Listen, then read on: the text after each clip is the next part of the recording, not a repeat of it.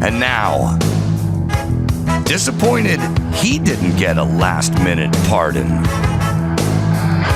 Adam Carolla. Yeah, get it on. Got to get it on the church at the end of it. Did you get it on? Thanks for tuning in. Thanks for sharing the pod. That's all we ask you. Yeah, so when I talk to people, I did shows last night. I talked to people. Hey, I got my wife on the show. Got my son on. Yeah, it's free. Share it with them. How's it going, Mayhem? Going great. Inauguration day. The biggest of days in a while. Yep. There's a weird energy in the entire country. I can feel it. It's bubbling up. It's burning up my T-shirt. Well, you know, I am very pragmatic at the end of the day. Yeah. People were asking me, I was doing a lot of interviews, you know, and people were saying, it's got to be rough, you know, with the fires and the stuff and the everything. And I'm like, what's next? Moving on. I mean, when I found out, which I did erroneously, but initially, I woke up on Wednesday morning, and the news was, wake up, your house is gone. And to me, if you would have seen my reaction, it would have been like somebody saying, somebody stole the recycling bin from in front of your house. Like, that was the same reaction. It was just like, well, that sucks. I guess we got to get another one. Like, what's next? Now, I'm not saying that I'm a cool customer. I'm just saying I'm like Spock from Star Trek. It's like, I could scream to the heavens, or I could break a chair, or I could yell or point or yell, why me, or what's going on. But it doesn't make sense to me. It's a calorie burner. We're very different guys. I scratched my car and I went to like level 8. Yeah. Good level 8. And like you, house might have burnt down and someone farted in the elevator. Yeah, that was my reaction. And at that time, it was a neighbor basically reporting in, someone who had their finger on the pulse of the neighborhood and the beat. I've never been that person. But that person, who was a reliable source, just basically said, the place is gone. Damn. And so in my mind, it was gone. And I didn't have a reaction to it because it doesn't make sense to me. Like, it doesn't, if I thought having a meltdown got me 2% closer to getting the condo back, then I would have a meltdown. Yeah. You know what I mean? Like, if it was a, half-court Hail Mary shot, I would take that shot. But it doesn't do anything. So I never have that reaction. You don't have no catharsis of shouting it out a little bit? You know what I mean? I think no. The majority of people are like me, where you, like, if something really terrible happens, you need to, like, excise the demons. Well, it's weird. I can have a cathartic meltdown over, I came in here over the weekend and there was a coffee mug that was just sitting in the bottom of the sink with dried coffee in the bottom of it that nobody rinsed out. And I was like, what the fuck? Like, what the fuck? Why can't people get the message of rinsing out the coffee mug? I took a picture. I'll share it later with you guys. But the point is that will trigger me. Yeah, I see. And I'll tell you why. Because that's avoidable. You could rinse your mug. But the fire, it just is, and it's done.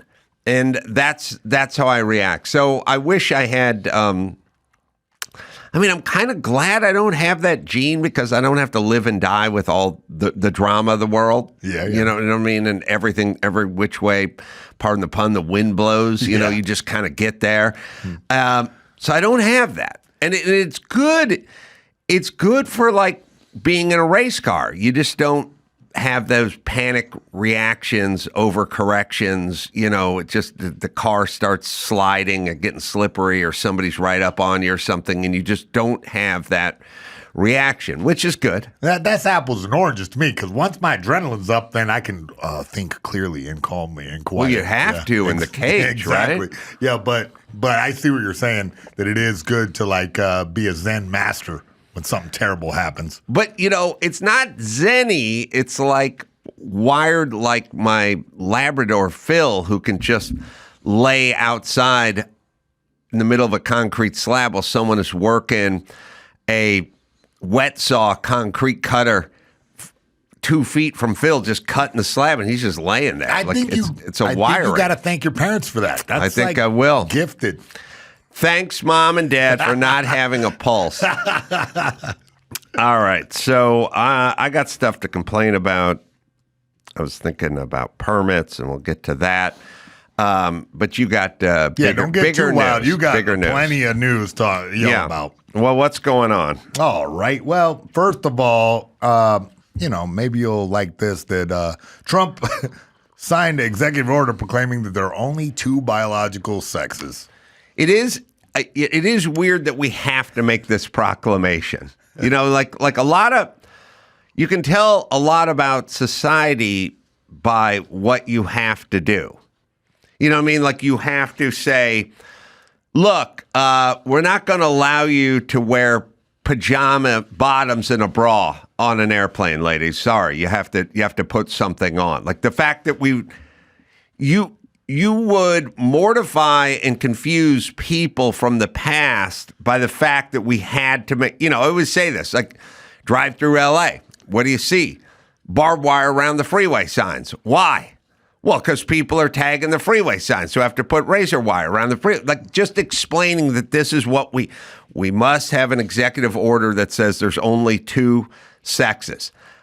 We must put barbed wire around the freeway signs. Every firehouse in LA, while it may not have water or qualified firemen, we have a sign in front of the thing that says you can drop your infant kid off here. You can just leave them. This is the judgment-free drop zone. Safe space. For your 9-month-old. So just go ahead and dump them here if you like. Like, you would confuse people from our society from the past that these things existed, that we had to have these things. You know what I'm saying? Yeah, I know what you're saying, but like that one I get a little Or bit. even like, all right, you go into the store, you go and you could take people from not, 200 years ago. You could take people from 25 years ago and just go walk them through a Rite Aid or CVS, and they'd go, why is the toothpaste and the razor cartridges in a cage?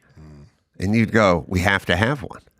And they'd go, I don't get it. What's going on with razor blades and cartridges and deodorant? Oh, no, we have to lock them up because hordes of people come in with pillowcases and garbage bags and just fill it with everything and leave.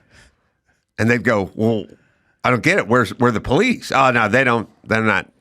Well, wait a minute. Bunches of people can just walk in and just take tons of shit, up to $950. I mean, that's how and they'd go, wait, what the fuck is going on? Like, what kind of hellscape have you guys created here? Everybody just going by the rules, coming in under $950. Yeah, well, we changed that one now. But all right, anyway, you got news. Yeah. The biological gender thing is, now that I guess the Biden administration allowed U.S. citizens to be able to select the gender-neutral X as a marker on their passports, and I guess he's going to roll that on back. I don't know. It leaves, to me, it's strange that they're so concerned about this, that it's such a big deal, but yeah, I get the point of view. It's not I think there's a thing, which is a kind of strategy, which is somebody says, I think we'll have, drag queen story hour. And then somebody on the other side goes, I'm against that. And then the person on the left goes, why is this such a big deal? It barely happens. It doesn't affect you. What do you care? And the answer is, it is the beginning of the undoing of society, is basically what it is. But it's also, I don't care. I never wanted to go through life caring about the trans community or the LGBT. I don't care. I've never cared. I go way back with the gays. Yeah, I know. My family's way back. I mean, my grandmother was a fruit fly in her, in 1942. My grandmother was like the original fruit fly. What? She started a gay club or something? There's a guy named Harry Hay who's literally just the, Harriet Tubman of sucking cock. The Underground Railroad of ass. like the founding father of homo. Really? In L.A.? There's a guy named Harry Hay. Yeah, He wore beads and a dress and whatever. Oh, my grandmother loved Harry Hay. He was at every party. My grandmother talked about him. There was a book about Harry Hay. My grandmother's in the book. I mean, and we're going back to the 40s. So the whole gay experience. Now, it turns out, just like all these guys, he's a douchebag and he's just angry at his dad. And that's how these guys roll. He's an asshole, an antisocial prick, basically. But my grandmother loved him, and she loved him for one reason. He was gay. She used to tell me all the time, like she'd go, Harry'd come walking in a dress and beads, and everyone look at him, and he'd just go, fuck you. And I'm like, oh, he sounds like an antisocial douchebag to me. And my grandmother loved it. So I go way back with these people. I also go back. I also know my grandmother, my mom. So they're fucking angry people who just they weren't interested in the gay movement. They were interested in pissing off John Wayne. Whatever John Wayne wouldn't like, they liked. They don't know it. Most of the people that do all this shit don't even know they're on autopilot. They're just fighting against what is. It seems like the ebb and flow of society, sort of, where the gays like troll the conservative and then it back and forth. And now we're swinging back over this way. Look, here's the reality is nobody really cares. I just don't. If I got a kid in the second grade, I don't want some she dressed up like Divine reading them Hop on Pop. That's all. Other than that, I don't give a fuck. You can do whatever you want. By the way, my buddy Philip the Juggler, my dear departed Philip the Juggler, guy I loved, cared for very much, great guy. His bachelor party was out here, and the guy, his best man who planned his bachelor party, ended up taking us to the Queen Mary, not the boat, the club on Ventura Boulevard in Studio City. There was a drag club. Dawson, you can look it up. There's a drag club called the Queen Mary. It was in Studio City, California. Like, it was there since the 70s. Like, I went... he dragged us there. I said, what the fuck is going on? Yeah, dragged. I was like, I'm getting a lap dance from a dude in a skirt. Now, I did the all baller move. Yeah. About a half hour into the Queen Mary and the she's, I said, okay, this is funny, but the bloom is off the fucking rose. I want some titties. So I got everybody up and I said, we're going to the Star Garden. The Star Garden is in North Hollywood. It's on, it's a 20-minute drive, whatever. I said, pack it up, bitches. We're going to the fucking Star Garden. I know the bouncer. And then we all got in the cars and we drove to North Hollywood. That was my stomping ground. And we went to the Star Garden where I knew the bouncer. And we all strolled in. It's like a weeknight. And then at some point, all the dudes sort of filed out. I was, looking at tits and drinking beer and shooting pool and stuff. No. And then at the end of the night, everyone was gone. And one hot stripper I had a crush on real bad. Yeah. She was there and all the dudes were gone. And my car was back at the Queen Mary in Studio City because I drove over there with them. Yeah. So I said to Catlin, the stripper, Catlin, I said, hey, man, I lost my ride. I was in here with some dudes, and I got nowhere to go. And she's like, well, I'll give you a ride back to your car. And I was like, okay. And we left at like 2 a.m. And then at some point, we're driving back. I was like, yeah, it's an all-night diner on Ventura over there. Why don't we get a cup of coffee? She's like, okay. Next thing you know, we're banging. Yeah, right. I was hoping this story had a good ending. It ended in a Sometimes good the place. stories take a left turn. No, turned out good for me. But the Queen Mary, Dawson, I mean, literally established in 1974 or something. Yeah, it existed. We can't find any pictures or anything, but we're trying to find out when it shut down. Well, yeah. Oh, it shut down way later, but when did it open? We're finding out. That's the question. The point is this shit's been around for a while. Nobody really cared. So I grew up in North Hollywood and Studio City and everything, and there was just a bar called the Queen Mary. Yeah. That was a drag bar, and nobody gave a fuck. Nobody burnt it down. That's in California. That is more. Where I grew that's up, more progressive. In the 80s, it was not. No, there was no even inkling. But of this kind of thing. Here's what I'm saying: in 2025. Nobody gives a shit about race. Nobody gives a shit about gay. Nobody gives a shit about lesbian. Nobody gives a shit about trans. They try to make it like we care about race. We don't fucking care about race. We don't care about any of this shit. But we don't want you imposing your shit on us. That's all. Go ahead. All right. Well, some more Biden news. He pardons his family in his final minutes in office.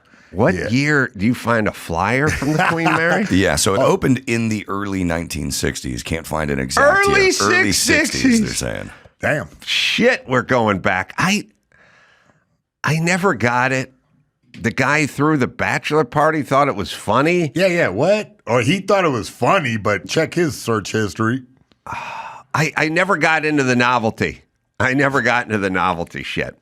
For my birthday when I was 18, some girl bought me I opened the box. I didn't have anything. I didn't have clothes, I didn't have stuff. Like I needed a fan for my room, for my garage so I could sleep during the summer. I didn't have anything. And I had this rich girl, she was a friend of mine, and she's like, I got your birthday present. And I opened it up. And it said, jock full of nuts. And I opened the box, and it was a jock strap with a zipper on it filled with peanuts. And I was like, I ate the fucking peanuts. and I was just like looking at it, and I was like, Janie, you spent like $26 on this, And she's like, yeah. You could have got me the Best of Steely Dan CD or a gift certificate to Sizzler or $26 worth of peanuts or $26 worth of peanuts. And she was like, it's funny, right? I was like, it's funny when you're rich. It's not. I don't have shit. I mean, you could have bought me a Chubb pack of socks or something, like a pair of Van tennis shoes, like anything. But I just remember staring at that jock full of nuts. I couldn't throw it out. I ate all the peanuts out of it. I was going to eat the fucking peanuts, and then I just set the jock on my fucking floor, and it just sat there. Like, what am I going to do? Yeah, she was rich. So she thought it was. Listen, God bless her, but Jesus Christ. All right, sorry. Let me let you know about what's going on. The pardons. Joe Biden preemptively pardoned several family members, citing concerns that they will be targeted by baseless and politically motivated investigations. All right, well, let's break this down. His family is corrupt, and his family was involved with the skimming of the money from Ukraine and Russia and all this stuff. Let's really break it down. Like, let's just start from the start. It goes from, my son's the smartest guy I know. He's done nothing wrong, and I've never spoken to him about any of his business dealings. All right, that's the beginning. That's where we start, right? Now, we could have finished there, but if somebody accused my dad of being in on the grift and being the big guy and getting 10%, and me traveling to all these rogue nations and cutting deals with them for their energy company and getting paid in cars and diamonds and cash and stuff like that. If somebody said that to my dad 5 years ago, my dad would go, I don't know what you're talking about. I've never talked to Adam about this. I don't know what he does, and I have no part of it. I have no part of it, and I don't even know what you're talking about. That would have been 5 years ago, and then you could smash cut to 10 minutes before he died, and you could go, I would like to revisit this thing where Adam was getting paid from Burisma and energy companies and gifts and stuff like that. And 10 seconds before my dad died, 5 years later, he would go, I don't know what you're talking about. I have no connection to this. All right, that's a good dad. And you want to know why? Because there was no connection. There wasn't anything. I've never had a discussion with my dad. My dad doesn't know anything. He never profited from it. He never gotten anything. There is no deal. But the Biden one goes from this never happened to, oh, there's a laptop with a bunch of shit on it that says maybe it did happen, to, well, that laptop is fake, to that laptop is real, to, oh, here's some pictures of you with the Emperor of China and your son, and here's a couple emails, to, okay, I'm going to pardon my son. Yeah. Okay, and no one in my family, his brothers, no, but now we have shell accounts and all these accounts that had to be set up in your granddaughters' names and different people's names. So now there's a trove of stuff. So we got from, I've never discussed this, I've done nothing, my son has done nothing, to, I need to pardon my son because there's a fucking trove of information. So now my dad would never need to pardon me because there'd never be anything there. There'd never be anything there. So your brother, Joe Biden, he's just a business guy. He works in Delaware and has nothing to do with any of this grift that's going on. Why would you need to pardon him any more than you'd need to pardon me or my dad? And then the answer would be, well, I would be targeted. Okay, so let's just say I'm targeted. Adam, what'd you do with Ukraine? What'd you do with Burisma? Let's talk about your bank accounts. And then I would go ahead. There's nothing. Go ahead, target all the fuck you want. There's nothing there. You accuse me of being P. Diddy's right-hand man and being in on the action. Go ahead. There's nothing there. You can't prove anything. There's nothing there. Baby oil manager.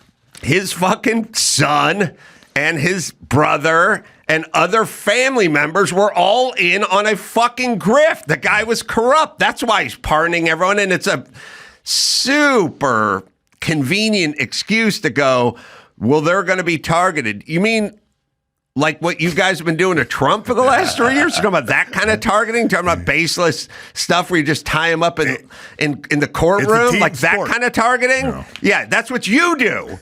Your brother's in on this. All these other people are in on it, and that's why you have to pardon them. Yeah, his final batch of pardons included his brother, James Biden, James' wife, Sarah Jones Biden, and younger sister, Valerie Biden Owens. Owen's husband, John Owens, and his other brother, Francis Biden. There is, look, I've said this 9 times, but there's an email where Hunter is in charge of paying the big guy 10%. Who else could we be talking about? Who is the big guy? Yeah. Why is Hunter in charge of the big guy? Like, think about it. Hunter is the bag man and the face. He's not the business guy. Yeah. The other guys on the list are business guys. 10% to this guy, 10% to that guy. So why wouldn't the business guy be in charge of the big guy's 10%? Why is the crack-addicted bag man, why is he in charge of the big guy? Because the big guy's Joe Biden, everybody. I know we don't do news anymore, but who else is the big guy? Has everyone ever figured out who the big guy is? It's Joe Biden and his fucking corrupt family. I'm not, you go, well, you're just saying this because you don't like Joe Biden. That is true. I don't like Joe Biden, but it's still blatantly obvious what he's done and what he's doing. Sorry. There's, when people sit back and they go, there's nothing that connects. There's nothing but 300 fucking emails and a trove of information and accounts and all kinds of, it's an endless amount of evidence that connects him to this. And that's why he has to pardon all the criminals in his own family. Yeah, it does seem like when you're in power, you get to kind of manipulate things however you want. Yes, he's got it. He's got to pardon Fauci, because I've always told you it only goes one direction with Fauci. It starts off as this guy's St. Fauci and he's saving the nation. Oh, maybe the virus started in the lab and maybe Fauci was trying to squash that and maybe Fauci had something to do with that lab and the virus. Yes, that's why you have to pardon these people. They're fucking criminals. Yeah, that was another whole story. Yeah, that Fauci, Milley, and the January 6th committee has also been pardoned. Well, the January 6th committee was just put together to try to do to Trump what Biden is accusing Trump preemptively of trying to do to his family. They put a big committee together. They kicked off anyone who opposed any of their narratives, and then they cooked a bunch of stuff, and then miraculously lost all the information, or the hard drives were scrubbed, or whatever it is. Yes, that's lawfare. Like that. That's our government coming together, lying, getting rid of evidence. They brought the January 6th committee brought in the chick who heard secondhand. Remember this story, or third hand, that when Trump was in his limo on January 6th, he lurched forward to grab the steering wheel and try to steer the car. They interviewed her, who wasn't in the car. They didn't interview the security that was in the car, who said this never happened. So if you wanted to know what happened inside that car, let's just say you're a committee. You just want to get to the bottom. Yeah. All you want is the truth. You just want to get to the bottom of what went on. That's all. Okay. Wouldn't you want to talk to some of the personnel who are physically the Secret Service guys in the car versus the 27-year-old chick who overheard somebody saying this is what he did? You're saying, wouldn't that be a more reliable source? The person that was physically there? They curated the testimony. They did not want to talk to those people. Why? Because they would say it didn't happen, and that would fuck up their theme. So are you guys trying to get to the bottom of this, or is this a theme you're trying to play out? And then also, no discussion with Nancy Pelosi or anybody else that Trump, said we need 10,000 National Guardsmen there like days before. Like, no. Wouldn't you want to get to the bottom of why there wasn't more security there? Didn't want to delve into that. So yes, they were corrupt as well. And they need to be pardoned because they're corrupt. You can attack all you want. Like, by the way, what use is it? Like let's just say Senator whoever, squeaky clean, never did anything. Benny Johnson, there was no corruption. There was no erasing of files. There was no underhanded anything. Then what's Trump going to do? I mean, what are you going to do to these guys? There's no paper trail. There's no anything. Yeah. It's like, all right, go after Jim Carolla. Okay. Nothing there. He wasn't there. Yeah. They did stuff. And that's why they're getting pardoned. Yeah. And all these people that are getting pardoned because they did shit. Yeah. So there you go. Joe's a great guy. He's great. Remember the adults were coming back and dignity was coming back, and it's all there. Well, speaking of all that, Trump is to suspend the security clearances of the former national security officials behind the Hunter laptop letter. Yes, 51 guys with security clearances who know the business said, well, we've studied this and it has all the earmarks of Russian collusion. So we'll write this letter about this laptop that definitely exists because they were in possession of it a year before. They had the laptop. They're in possession of it. They know it's real. They can authenticate it, but it's got a bunch of shit. And the shit on there is connecting Joe and his son to all these business dealings. And we want to get our guy elected, Joe Biden, and he has a debate coming up in 2 days. So we will craft a letter, get all the officials to sign it, and then we will arm Joe with that. And then during the debate, when Trump starts talking about China and Russia and whatever, Joe will look into the camera and go, 51 highly decorated security experts have signed a document that said this is all Russian collusion and cleared me. And then the bitch who's moderating will sit and yell, can we get back to race? Can we get back to race? That's what she's saying. We're talking about race. Can we? Okay, that's why they did it. They did it to put their thumb on the scale for the election. It's pretty obvious stuff. And people feels to me like election interference? Yeah. That feels like interfering with an election. You are officials with security clearances who are ex-FBI and CIA guys. You all signed a document that said this thing that was real was fake. What are you doing? Yeah, it seems like both sides are playing a very good propaganda game, like very deep levels of, because that using the government to affect propaganda is like really big thing for America. We do it. Communist China. Yeah, but they should be stripped of their clearance because they're using their clearance and using their reputation to affect an election. Yeah. Yeah, Trump should fucking, yes. Yeah. Now, if the news did their job, this would be pretty easy stuff, but they don't want to do it. So they didn't want to do it. And that's the age we just lived in. We just went through COVID and we just went through Biden, and it was the same thing. News all in, one direction, and a dereliction of duty. And that's why no one fucking listens to these people anymore. Well, it seems that there's been a big internet wave where people are thinking differently outside of the mainstream media, outside of legacy media. Now there's new ways to get information, so people are thinking very differently. Well, the problem is there's sort of transparent about it. Like when Leslie Stahl from 60 Minutes is interviewing Trump and he's like, well, what about the laptop? And she's like, sir, there's no way to authenticate. We can't authenticate. And he's like, what do you mean you can't authenticate it? They're like, sir, we can't. You're 60 Minutes. You can't authenticate a laptop? Mm-hmm. I feel like you could do that if you wanted, and you're yelling. So now I don't trust you, Leslie Stahl, because I think you're lying, and I think you're protecting somebody else. You know, I always say, like, there's no such thing as a fair fight. You know, I'm an expert at mixed martial arts.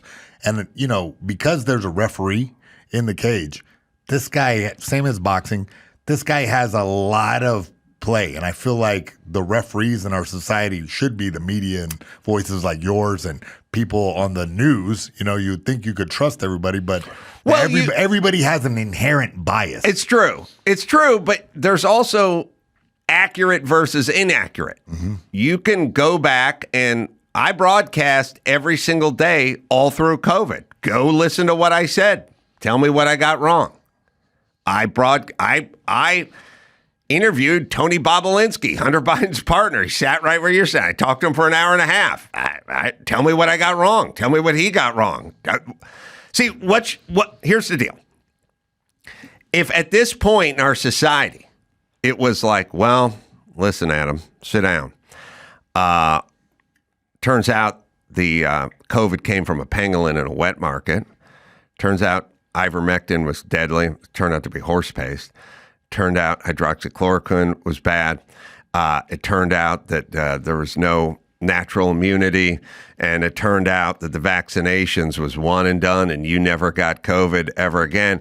Oh, and the Hunter Biden laptop was a fake. Then I would have to sit here and go, okay, then don't listen to me on the next one.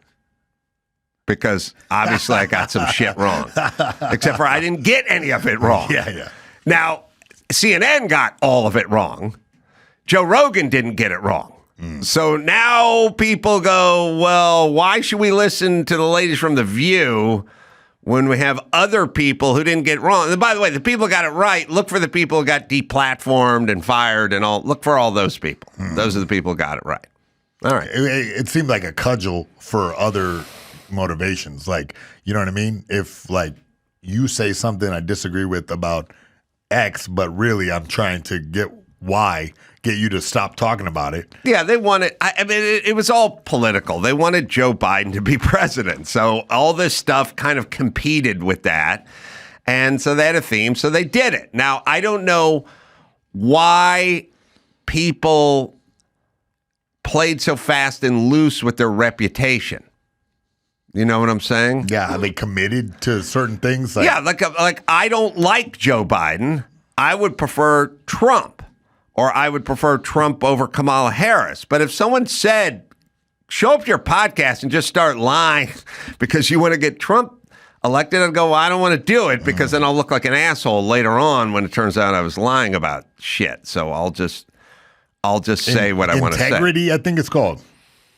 Yeah, I don't know what the fuck Wolf Blitzer is doing. I mean, Sanjay Gupta I think it was Sanjay. Yeah, Sanjay Gupta calls ivermectin horse paste. Then he goes on to Rogan and gets roasted. And then he comes back to CNN the next day, and Don Lemon's like, well, it is used on horses, right? And he's like, well, it can be. Well, then I guess you're right. I mean, he just fucking ate a dick. I'm not going to listen to anything Sanjay Gupta ever has to fucking say about anything because he's a fucking lying hack. But I don't know why you would want to get yourself into that position. Do you think these guys know they're lying or like, because maybe they're just misinformed. And like, I think a lot of people get... Sanjay Gupta's a physician. He can figure out what ivermectin is if he wants. Yeah. I'm not I got put on academic probation at a junior college. I figured out what ivermectin was. It's real easy. But what I mean is that if you're just invested in the team and you're in your echo chambers like we all are on our internet device, then we start getting this marching orders sort of without even being aware of it or subconscious. No, he's got a direction, and he's going that direction, but he still knows what ivermectin is. Yeah. And so he's cashed in his integrity, and we never have to listen to him again. Yeah, you can't suspend that. Yeah, I get it. Yeah. The inauguration was today, so it was a pretty wild one because John Fetterman showed up in a hoodie, as relaxed and casual as possible. Yeah. I did you watch? It was pretty awesome. I'm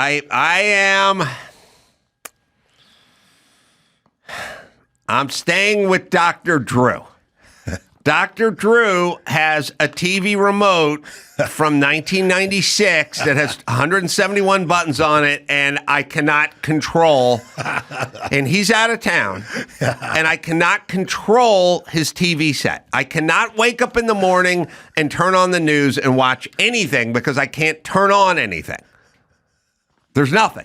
I'm sorry, but it's brutal. I know that you brutal. live day and night by the television. I shacked up with the one guy that has no operable TV set from this century. There's nothing. There's nothing you can do. I 15 buttons I push. I end up with the Greatest American Hero episodes. You know what that is? No. It's a sitcom from 1983. Believe it or not, I'm walking on air. I never know that one. At some point, out of sheer desperation, I'm like, I can't find sports wrap up. I can't find my beloved TMZ. I can't see the inauguration. I can't see anything. But here is an offering. It is Greatest American Hero from 1983. And you know what I do? You watch it. I go, fuck it. And I click on it, and it says, would you like to purchase it for $1.99? And I go, are you fucking kidding me now? I can't buy bad sitcoms on Drew's. And now I'm out. So I got nothing. I have nothing.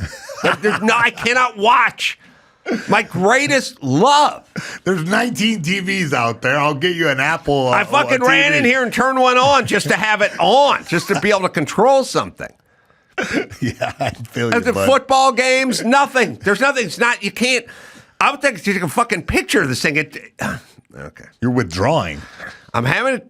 The shakes. I'm getting the shakes. Yeah. I got to fucking need something to take the edge off. All right. What else you got? Anything? Oh man, that's about it. I don't like Fetterman with this shit. Fetterman with his shorts on. Look, his shorts and his. We rushed through the news today. Listen, it was wild. Look, I get Fetterman. I mean, I get it, but I also listen. The tape went around. I spoke in front of Congress several years ago. They said, "Bring a suit, bring a tie," because that's what you do. Yeah. I didn't bring my fucking hoodie and my hoop shorts. I brought a suit and I brought a tie because that's what that is. Yeah. You know what I mean? And this. While people think it's kind of cool or interesting or whatever, this is what I'm talking about. This is the pajama bottoms and the bra on the commercial flight. Yes. Like it's the undoing of the fabric of America. And that guy, I would just tell him, look, you dress however the fuck you want on Saturday and Sunday, but when you're in the halls of Congress or you're in this building or you're attending this, you put a fucking suit on or don't fucking keep your fat ass parked at home. Look alive. Look alive. Yes. Yeah. What did you think about the tone of Trump's acceptance? We got a couple. Dawson cooked up a couple of clips. I have no access to things because I cannot watch my beloved TV. I'm forced to read. Sorry, bud. Read like a fucking poor person, like a pioneer. Ooh. Yeah. Clinton, President Bush, President Obama, President Biden, Vice President Harris, and my fellow citizens. The golden age of America begins right now.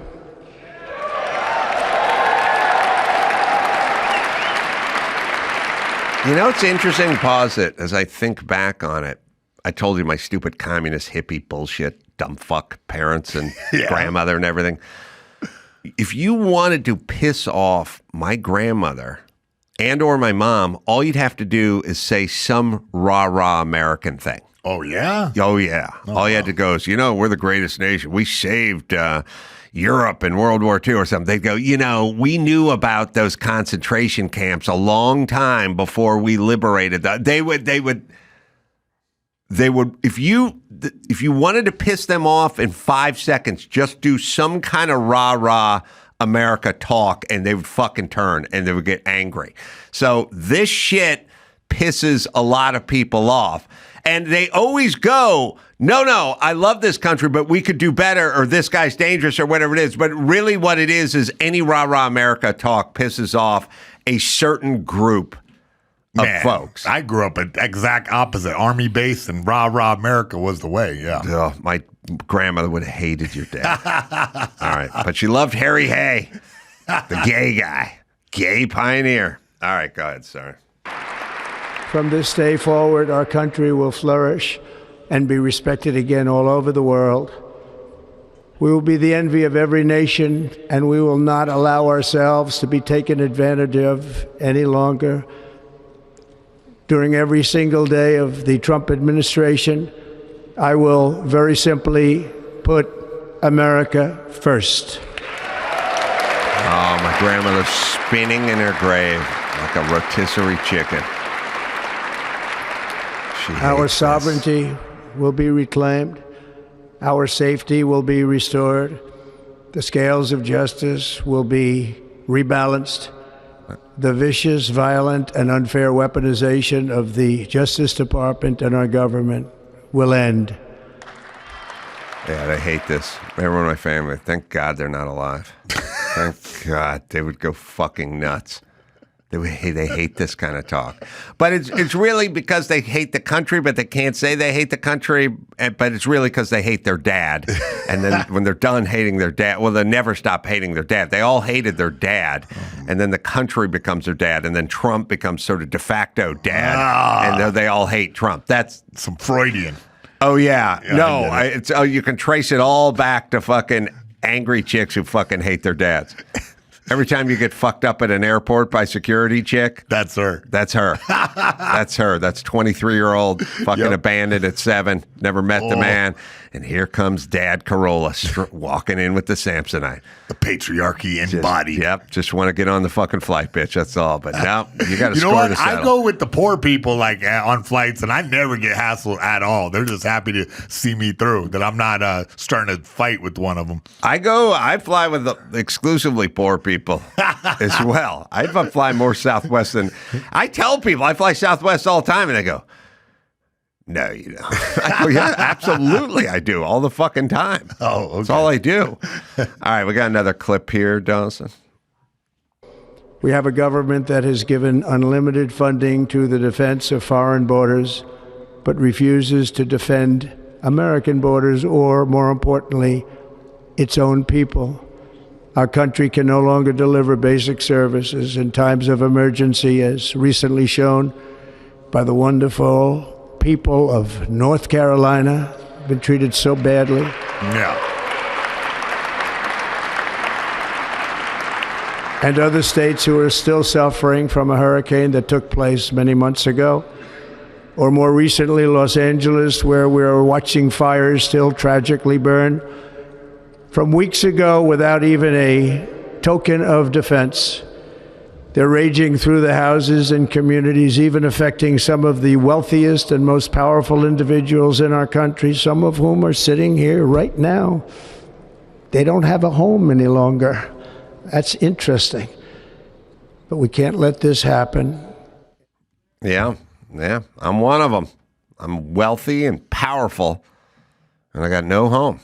I may be forced to have to slum it at Costner's beach house. Sorry, you got bumped for the fight. Costner came through. No stress. You guys have fun, huh? We'll talk about it. Yeah, now listen, if you run into Jay Moore, don't tell him that I told you if Costner doesn't go to the UFC fight, you were going. Because I told Jay if Costner had been bumped, then Jay was going. You understand? I understand. So don't say anything. I ain't saying nothing about nothing. Let's just keep this between us. Yeah. Pardon me for that. Yeah, I'll fill you guys more in on that. But that was quite an evening.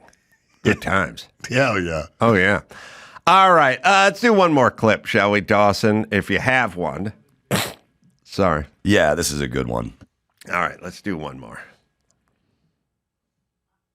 That is why each day under our administration of American patriots, we will be working to meet every crisis with dignity and power and strength.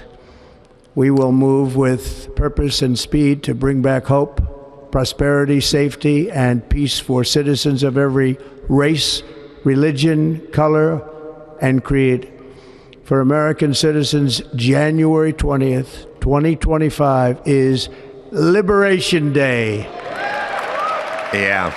But as I've said, who's going to agitate black people without Joe Biden up there fucking screaming about how they never got a fair shake every fucking time someone put a microphone in front? Like, who's going to, with Kamala gone and Joe Biden gone, who's going to do all the race hustling necessary for this country? I guess it's going to be up to CNN and MSNBC now. Who's going to hustle the race? I'm waiting for a payment, and I'll do it. You do it? Yeah. Yeah. Yeah, you can do it. Okay, I can see race hustling. You know what I mean? Yeah, I can see that. All right. So I want to get you guys caught up with that. Ari Shaffir, very funny comedian, sits down with me, and we'll talk to him right after this.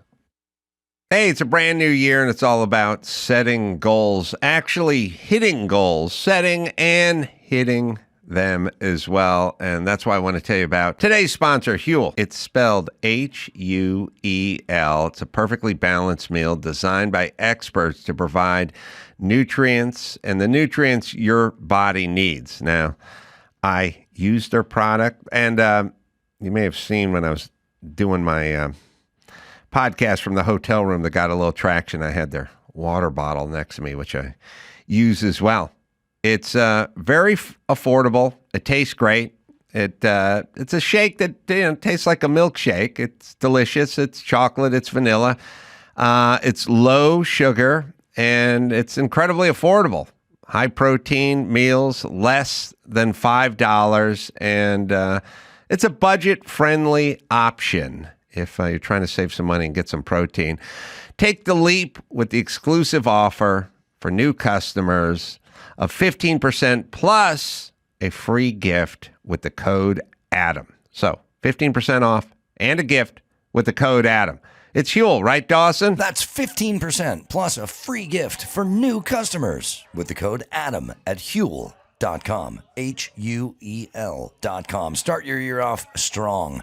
Unlock a healthier, easier way to eat with Huel. Nutritionally complete meals in minutes so you can focus on what really matters. Ari Shaffir is in studio. I just saw a special. It's very funny. America's Sweetheart. Hour, 11 minutes and 21 seconds or something. Who's counting? Very funny. Lots of thoughts. Well, one of my main thoughts as I was watching it is it's nice to see you coming into, if not the mainstream, I just feel like the worm has turned in terms of where we were a few years ago, who got to be popular, who were the outsiders, who were the insiders, who were the cool kids, who could get the deals at Netflix, that kind of stuff. Yeah, it has turned. Imagine if in college if you're a hacky sack kid, and then suddenly hacky sack comes in, Right. and you're like, oh well, I've been doing this. Yeah. That's what's happened in stand up. Which is really nice. I mean, like playing a big theater, doing, where the material is not mainstream, but the delivery and the acceptance of it feels traditional. Yeah, it's pretty wild. We just kind of all did. I was talking to Hinchcliffe about it. We all just did our own thing, and then eventually people were like, all right, people seem to like you.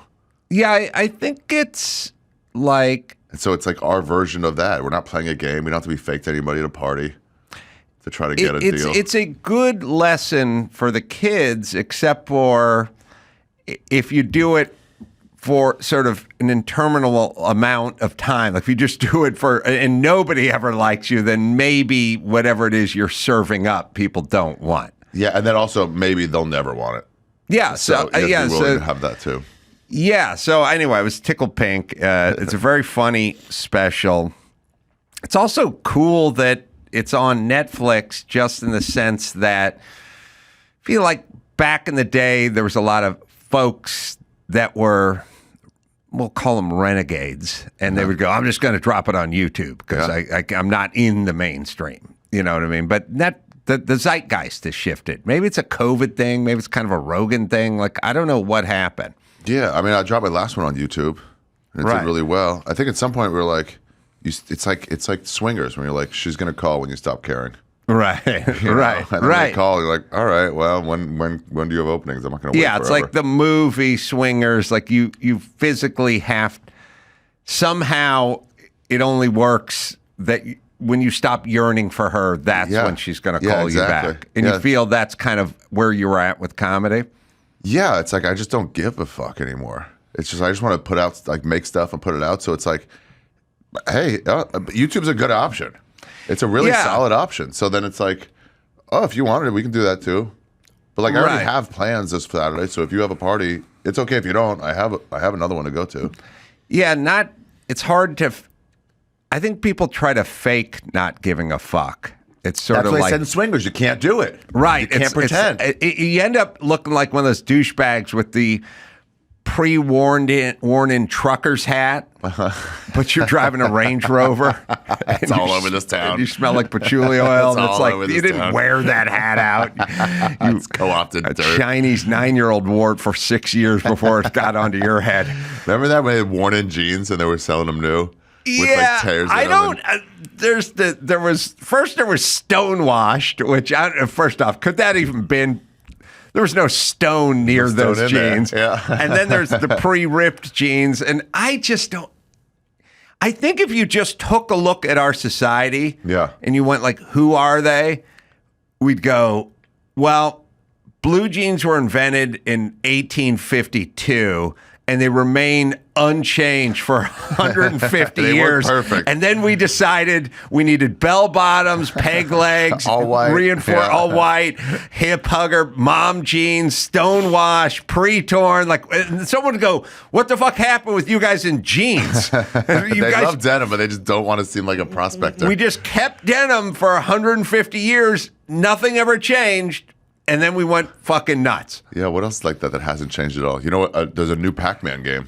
Oh, really? Yeah, it's a 1 versus 1 versus 1 versus 1. It's a greatest new development in arcades. But also, nothing's changed for forever. And then like, let's play against each other.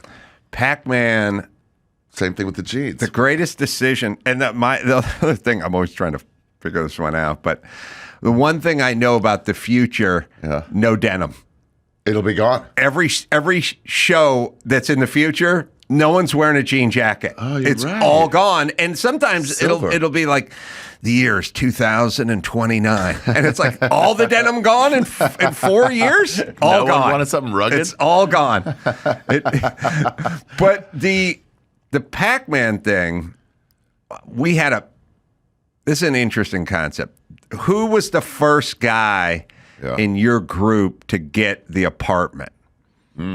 Because the first guy to get the apartment, that becomes the smoke pot place, the bang the girlfriend place, the get drunk place, the crash out place.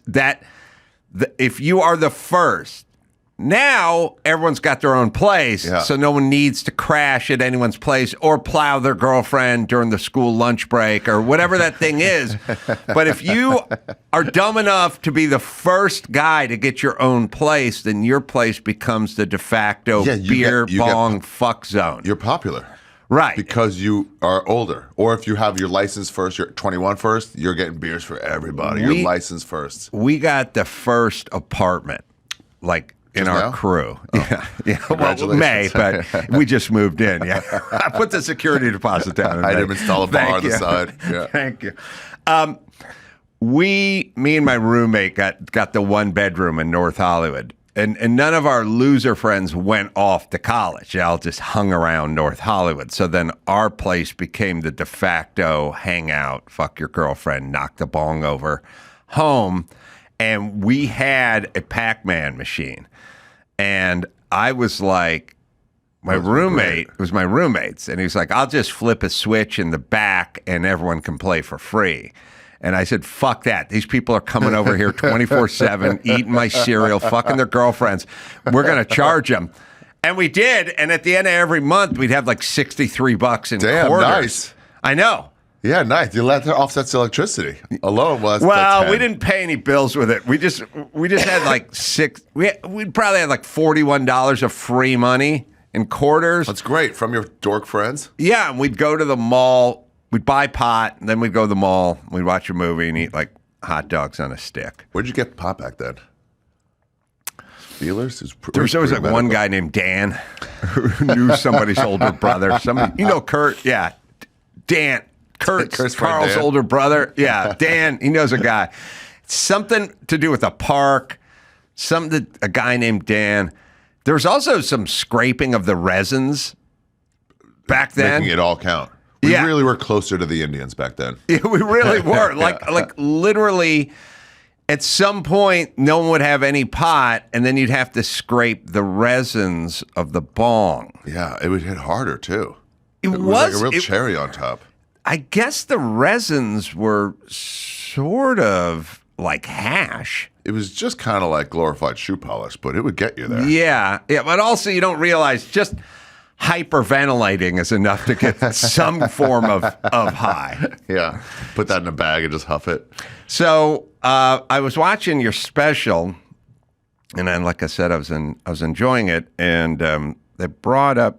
You brought up bringing the word retard back, or at least we should have never let it go. I think it's a little much. It was I agree too. Words. I agree with that. And I was hearkening back to being on stage doing a live podcast with comedian Todd Glass in like 2010 or something.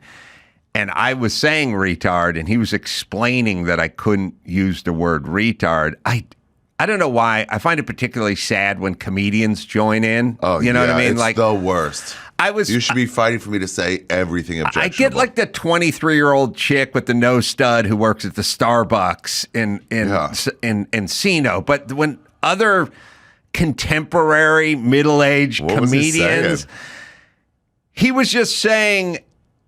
You can't use that word. And I said, yes, I can. And he was like, no, but you can't. I just did. Yeah, ironically, end up using it more.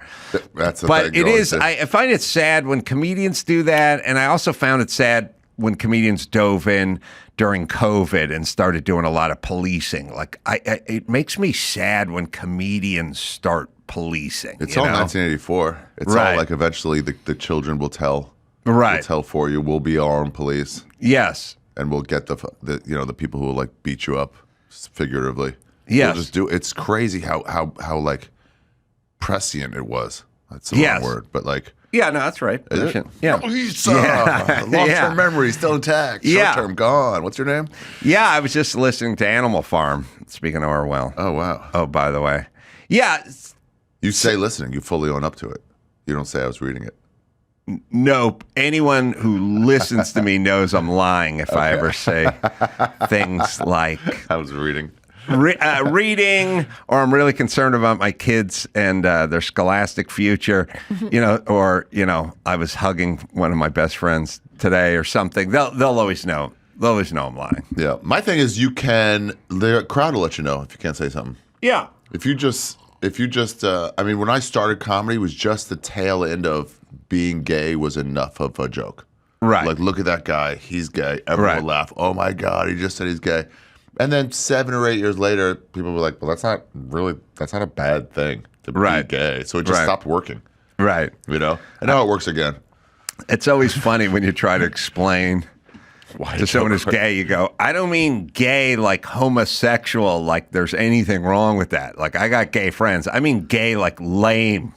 Fucked up. Yeah. And I know you go, oh, but aren't you making it worse by saying gay meaning bad? You know what I'm saying? Like, you go, I'm not calling that guy gay. I'm saying that's gay. Like, he's a fucking idiot. Yeah. But they're like, no, but that comes from us. Right, You're saying that we're it's idiots as if for you're butt being fucking. gay. And you're like, right. Fair. Yeah. Okay, I see your point, but this conversation's gay. I agree. And so I think retarded is fine. No one's calling retarded people retarded. Not to their face, not in an objectionable way. No, I don't even call people that are like on the spectrum retarded. I call people that have no business fucking up the way they just fucked up retarded because I have that much confidence in them. Yeah. You know? But also, we are comparing them to people with Down syndrome. Yeah. When you're saying someone's lame, we're like not even thinking about the homosexuality part. That connection's gone. Right. But when you fall over nothing, right. And I'm like, that was retarded, Adam. Right. I'm comparing you to Downs. No, I'm glad. And they don't care. I'm glad we're bringing it back. I'm glad it's having a renaissance. You missed that in front of Congress. Where is this fucking bullshit with this colleges? You needed to tell them about retard. I agree, and the audience will let you know. Yeah. Plus, as I've always said, it's really more factual than people think because anyone who ever worked on a car, you would either advance the timing or retard the timing. Oh, yeah. Well, what's fire retardant? Yeah. It's the world's worst fire extinguisher, or is it fire retardant? Like it retards fire. Or, you know what I mean? It's a fire extinguisher with the mentality of a 7-year-old. Like, it's retardant. It's forward. Yeah. It's advance and retard. So that's fine. And so you're just retarded in that you're 37 years old, but you have the mentality of a 7-year-old. So you are retarded. I know some people, some 25-year-olds are listening right now go, you guys are such geezers. But guys, meet us here. That's right. It's a funner place to be where we're at. Yes, I agree. And also, not only funner, but the worm has fully turned. You know, the folks that were being pelted for thoughts about COVID or thoughts about the trans movement or thoughts about whomever, Trump, whatever the movement was going on, who were literally having to run serpentine through society to not get pelted with a tomato, now have sort of taken over. It's pretty crazy. I was talking about, those old Amazing Racist videos I did? Mm-hmm. So there was I could do them in a certain time, and then for the next 15 years, I couldn't do that now. I think I could do them now again. Yes. I think now people will be like, no, we get it. You're just joking. Yeah. So it's pretty fun that it's come back. And it's nice that all the comedians that are really having their moment are the guys that were considered fringy or the guys who had a target on their back or the guys who Hollywood turned their back on or that. And it's Tim good. Dillon was like, I won't stop saying that Hollywood is full of pedophiles. And they're like, they want to work with you. And he goes, but they're pedophiles. I don't want to work with them. Yeah, I think the moral of the story, but you tell me, you're talking about authenticity, and I think people smell it on people like an animal smells fear. You know what I mean? Like they can kind of tell authenticity. Now it takes a while. Based. That's a new term for it. Based. Sometimes. Yeah. But the thing about, I think the difference, I think what we just saw in the election is Kamala Harris is not authentic. You can think whatever about her policies and you can think whatever about her aesthetic and you can think about whatever the Biden administration, but she doesn't come across as authentic. No, she comes across as like, I'll say what I think you want me to say. Right. And then Trump, who many people despise, comes across as insanely authentic, even though he's got, 6 different bottles of Grecian formula on his head, and he's got a comb over the back. Won't be a nice winter. Trump is New York, and Kamala was L.A., where everyone's pleasant here, but they're fake, and in New York, but they're dicks, but at least you know what you're getting. I think at this particular point in our society, we want somebody who's authentic, even over someone whose policy we agree with, if we think they're full of shit. That's what Patrice used to say. I'll take a racist if you're out about it. Right. I want to know what I'm dealing with. That's why we got along so well. He knew where I stood. He knew why he couldn't ride in the front seat when I drove him to the gig. Patrice is a better water fountain for you around the corner. By the way, I think about that all the time. I kind of would like my own water fountain. It would be nice. I like water fountains, but separate but equal. Just something for Italians. Yeah. Irish, stay away. Yeah. Mexicans, don't get me started. They just got the wrong like breakdowns, but separate Plus, would be great. If it was just for Italian guys, and at some point there was gum shoved in it, like they used to do at my high school, I could go, "Come on, Paisan, we're better than this." You know who to blame. I would know who to. Giuseppe, get over here. I think we should bring back separate but equal. I think we lost the equal part. That's that right. wasn't enough. But we all got to stick to Jews by themselves, Italians by themselves, blacks, Irish. Everyone stick to your own. This mixing is not working. No, well, we talk about it and then we separate. Yeah, right. So we kind of do a thing. It's a very progressive thing. Gavin Newsom, literally. Who's that? The governor? Is he still the governor? He's the governor. Okay. You guys don't like him. We don't like him, but he literally has. There is an alert, an Amber Alert for missing kids. And they're at his house? No. I'm saying there's just an alert. Some may. There's an Amber Alert for missing kids, but he started an Ebony Alert for missing black kids. Oh, so you know what to look for. Yeah, and a Feather Alert for missing American Indian. Yeah, they're light in their loafers. Damn. I guess wrong. The point is this. It's weird because they go, everybody's welcome. Everyone gets a seat at the table. We're all inclusive. All right, is everyone in the tent? Now we're going to start breaking you off by your ethnicity and your sexual proclivities. Like, well, why are we all getting together if we're all just being It's so funny. So you get an Amber Alert, but you're like, oh, no, it's a black one. Don't worry about black. it. Yeah. Oh, Ebony Alert. Yeah. Or I should take this more seriously. It's a minority child. Yeah. Redhead kid's missing. I got to move. Yeah. Like you and I are eating lunch, and at some point the meal just gets set down, and my phone goes, oh, shit, white kid's missing. So I just leave $20 and walk out of the restaurant. And then I turn around and come back. It was an Ebony Alert. All right. Anyway, where were we? Yeah. This is a high-end restaurant. Yeah. There's no feathers here. Also, how many American Indians go missing? I think most. Yeah. From what I've heard. I thought those people had not very protected. But I thought they had a wild sense of direction. Like, I thought they could put their ear to the ground and know which way the Iron Horse was coming. Yeah, but if you're in the back of a trunk, you can't get that ear to the ground. You know what? Yeah, I'm glad you shared that. Yeah, when that ear to the ground 6 feet under. Yeah. Your ear's just a bonderized steel. I know where I am, but how do I get out of this? How do I get out? They'd have to learn that Kill Bill punch. No. You want to know what? In every car, I would say that's manufactured in the last 20 years, there's a cord inside the trunk that you can pull. Yeah, like an emergency. In the dark in a Jetta. I fucked in one. Yeah, it's a glow in the dark T handle that you pull on. Yeah, and it's in every manufactured car. Yeah. Every manufactured car. I thought it was just the Volkswagens when I was doing it, and my chick was like, "Don't worry, you can." And it's like she got out, and I was like, "Oh, okay." Wait, what happened? We were like fucking in Santa Monica at one of those parking lots. In the trunk? Yeah, it's a big roomy trunk, and obviously the fear is we're going to die in there, but we tested it. Well, wait, hold on. I want to. Sure, let's hold on. I want to discuss. Okay. The trunk has the T handle. Yeah. It's glow in the dark, and it'll release the trunk so that you could escape from the trunk if somebody locked you in the trunk. Correct. Now, you were going to have sex or did have sex. We were horned up, yeah. And the back seat of the car wasn't sufficient. It was a parking structure. So it's like, I don't want to be showy. I get it. You're 6'2"? 6'3". 6'3"? Yeah. That's a lot. I'm saying it's a testament to how big the trunk in the Jetta is. There's a lot of spunk in that trunk.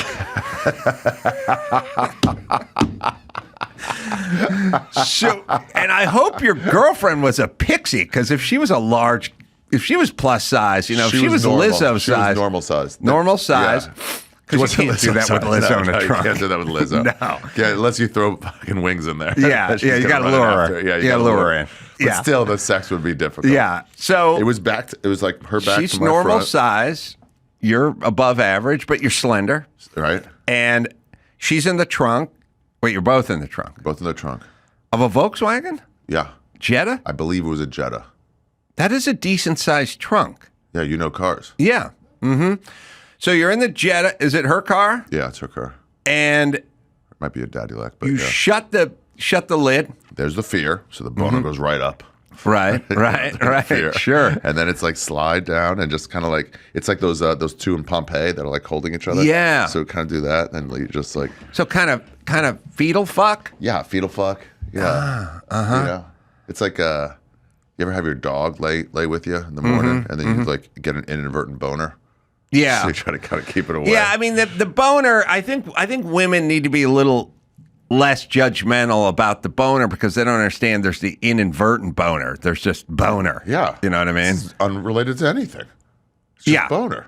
It's just a boner. Right. But their whole thing is they're watching a 6-part doc on the rape of Nanking or something, and now you have a boner, and they think it's connected. You're like, no, I was just thinking about a Chinese chick I hooked up with. Right. That's It just all. reminded me. So you shut the lid. Yeah, and then the latch worked great. But someone must have gone for the dry run first by going in and shutting it and unlatching it themselves. Yeah, she was like, you can test it. I'll unlock it if you can't get out. And I was like, you can test it and I'll unlock it if you Sweet. can't get out. Sweet. Yeah, I'm the one with money in this So relationship. she went in the trunk.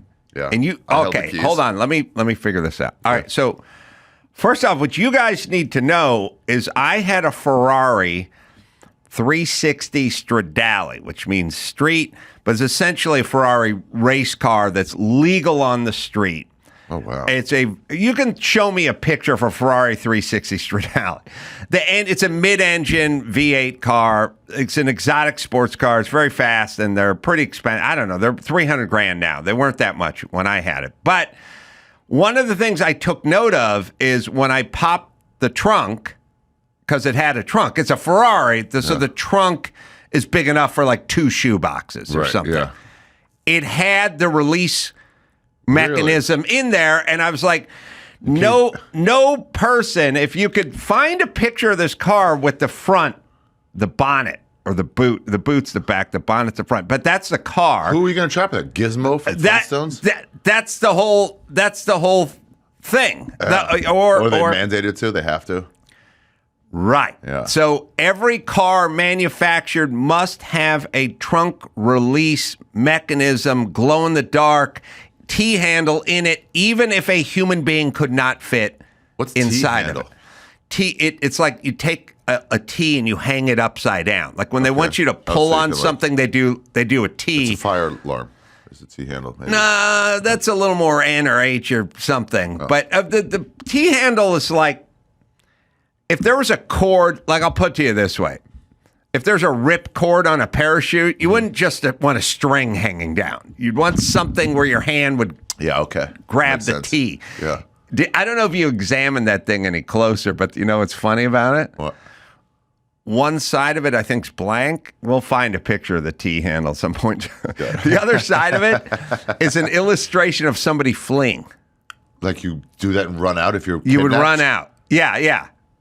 There's instructions on what to do on the handle To flee. to flee. If someone has kidnapped you. Right. But if you just pounded your girlfriend in the trunk of the Jetta, then it should be a thing of you smoking and talking. We need to know what the activity was that got you into the You trunk. might not want to flee. You might want to enjoy that. If you find a picture, Joe, of one of those T handles, you will see somebody fleeing there in is. it. All right, Okay, I see it.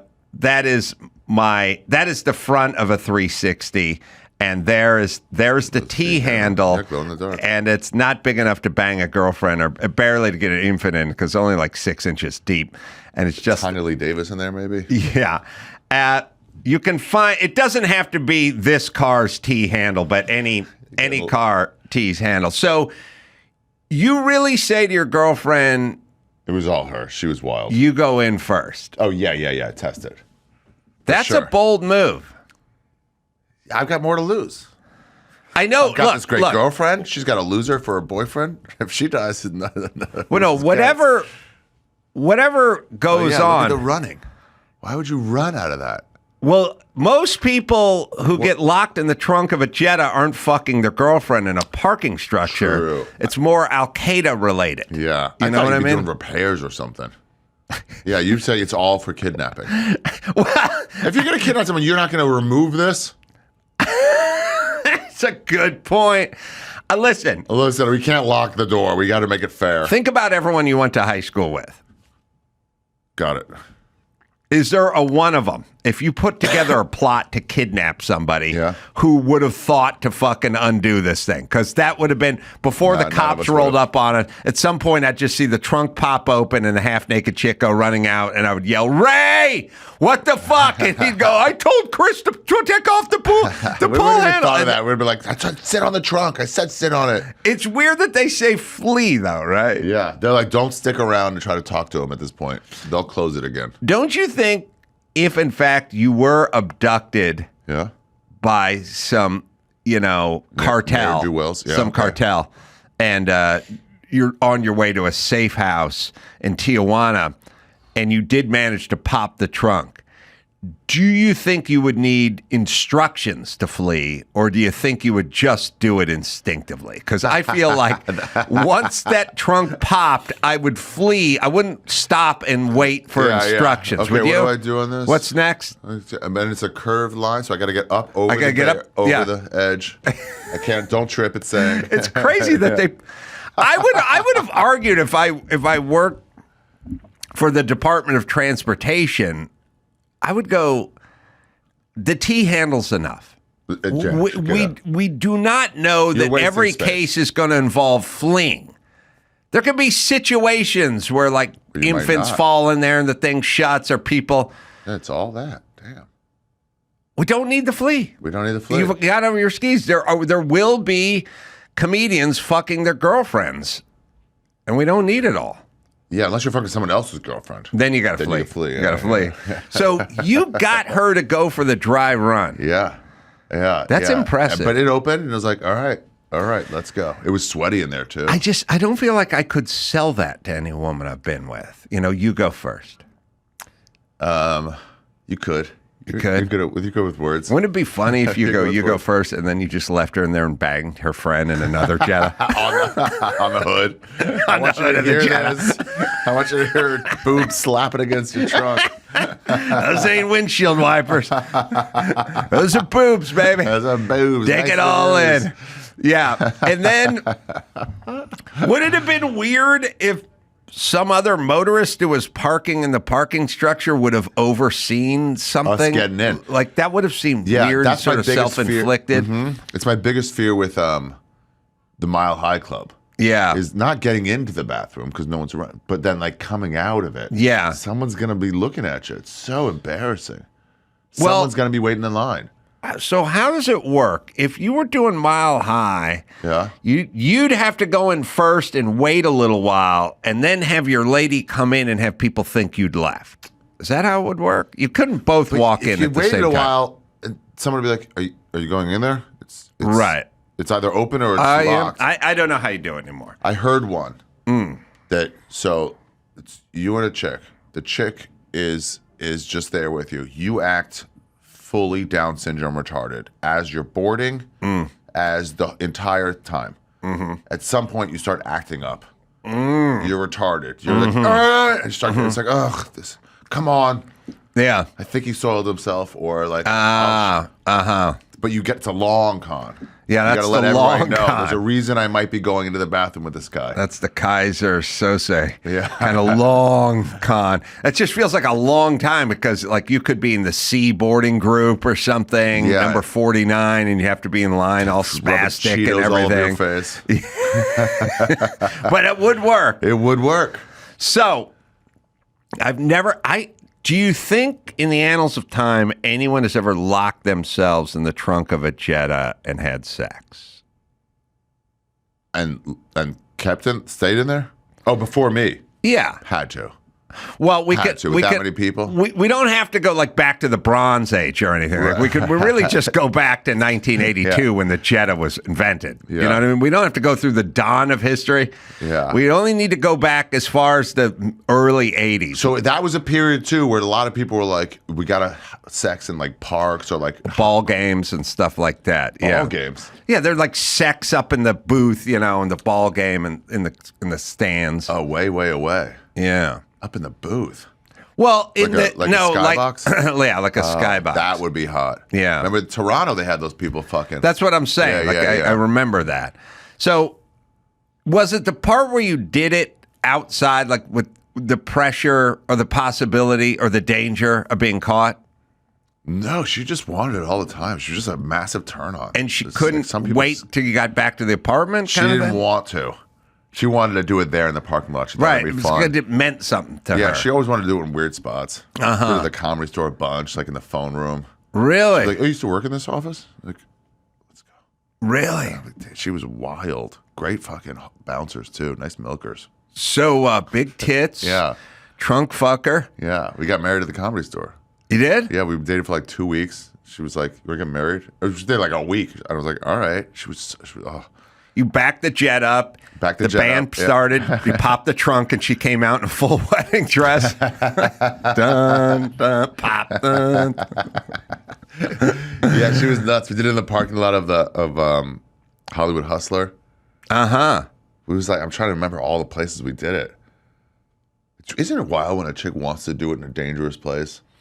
Yeah, there's a part of me that makes me wonder if I should trust them long term. Ooh, like if there's an issue. Because the stuff that sounds good, like choke me just a little bit or slap me just a little bit, sounds good, Yeah. but sort of big picture. Yeah, is this who you want with your children? No, but they're not going to be around for your children. It's usually attached to other issues, I've found. You know what I'm saying? I got called the F word once because I didn't slap someone hard enough. Really? Yeah, and I'm like, wow. Well, I want to leave. Oh, you mean F word, fag? Yeah. I say I'm so old school. I think it's F. Fuck. Well, yeah. no. What we need. Here's what we need. Yeah. Some rules. Well, we need rules. I'll give you an example.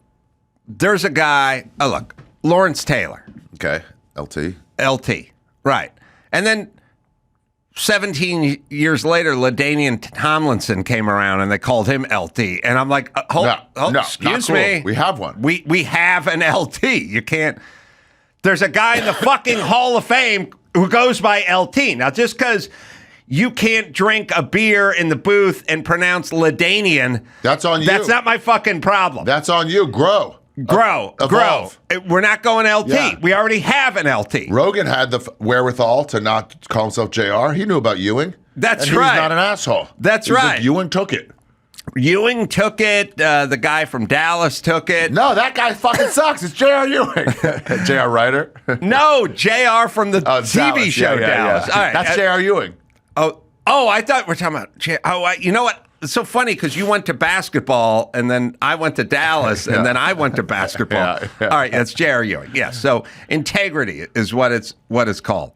Integrity. So, integrity. Yeah. Wait, what were we talking about? LT. Oh, the F word. The F word. Okay. So we got fuck and we got fag. Yeah. We need delineation. We can't go the F word The F word and for mean gays. both of them. No, I can't. We could go the and then a or some other thing in front of F word because people One you go, can say on FX. That guy got bleeped for dropping the F bomb, and it's like What you happened can't in have society? two. Yeah, do you hear LT drop the F bomb? Yeah. Well, Who? No, but he called a gay guy that. He called him a fuck?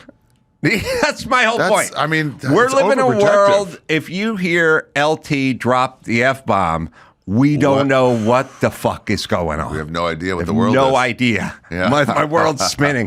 I got to sit down. I got to breathe into a bag. I have no idea what's happening. Out. Let's make sense of it. I know a guy who was good at football. Either said fuck or fact. That's all I got. Maybe that's closer than Remember we when need. Dana Thompson hit his kid, and then they're like, you can't do that. You can't hit your kid. And then we're gonna ban you. And they ask every other like athlete, and they're like, yeah, it's crazy. And they ask every black athlete, they're like, wait, what? And they're like, I guess no comment. Well, you know, it's funny. White guys, like you just take white comedians and black comedians, right? Okay. White comedians will sit around and go, my mom used to hit me with a wooden spoon, and I'm still in therapy because it was so traumatic. And then black guys will go, my mom used to hit me with a car bumper, and I deserved it. Woo! And they start laughing. And then they have a one-upsmanship of parental abuse, like a car bumper. That's nothing. My mom take an oak tree, drop it on my head. I'm gonna learn how to drive a bus just so you can run over with me. it. Right. Like they have a one. I feel like you get like Anthony Anderson and these guys in a room together, and wait, is that the right guy? I think so. Yeah, I think so. It's black guy. Yeah.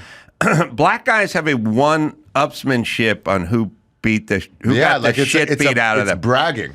It's weird because It's the original victim culture, but they're overcoming it. it goes like my mom hit me with a flip-flop, my mom hit me with a dress shoe, my mom hit me with a crock, you know, like they just keep upping the ante. Yeah.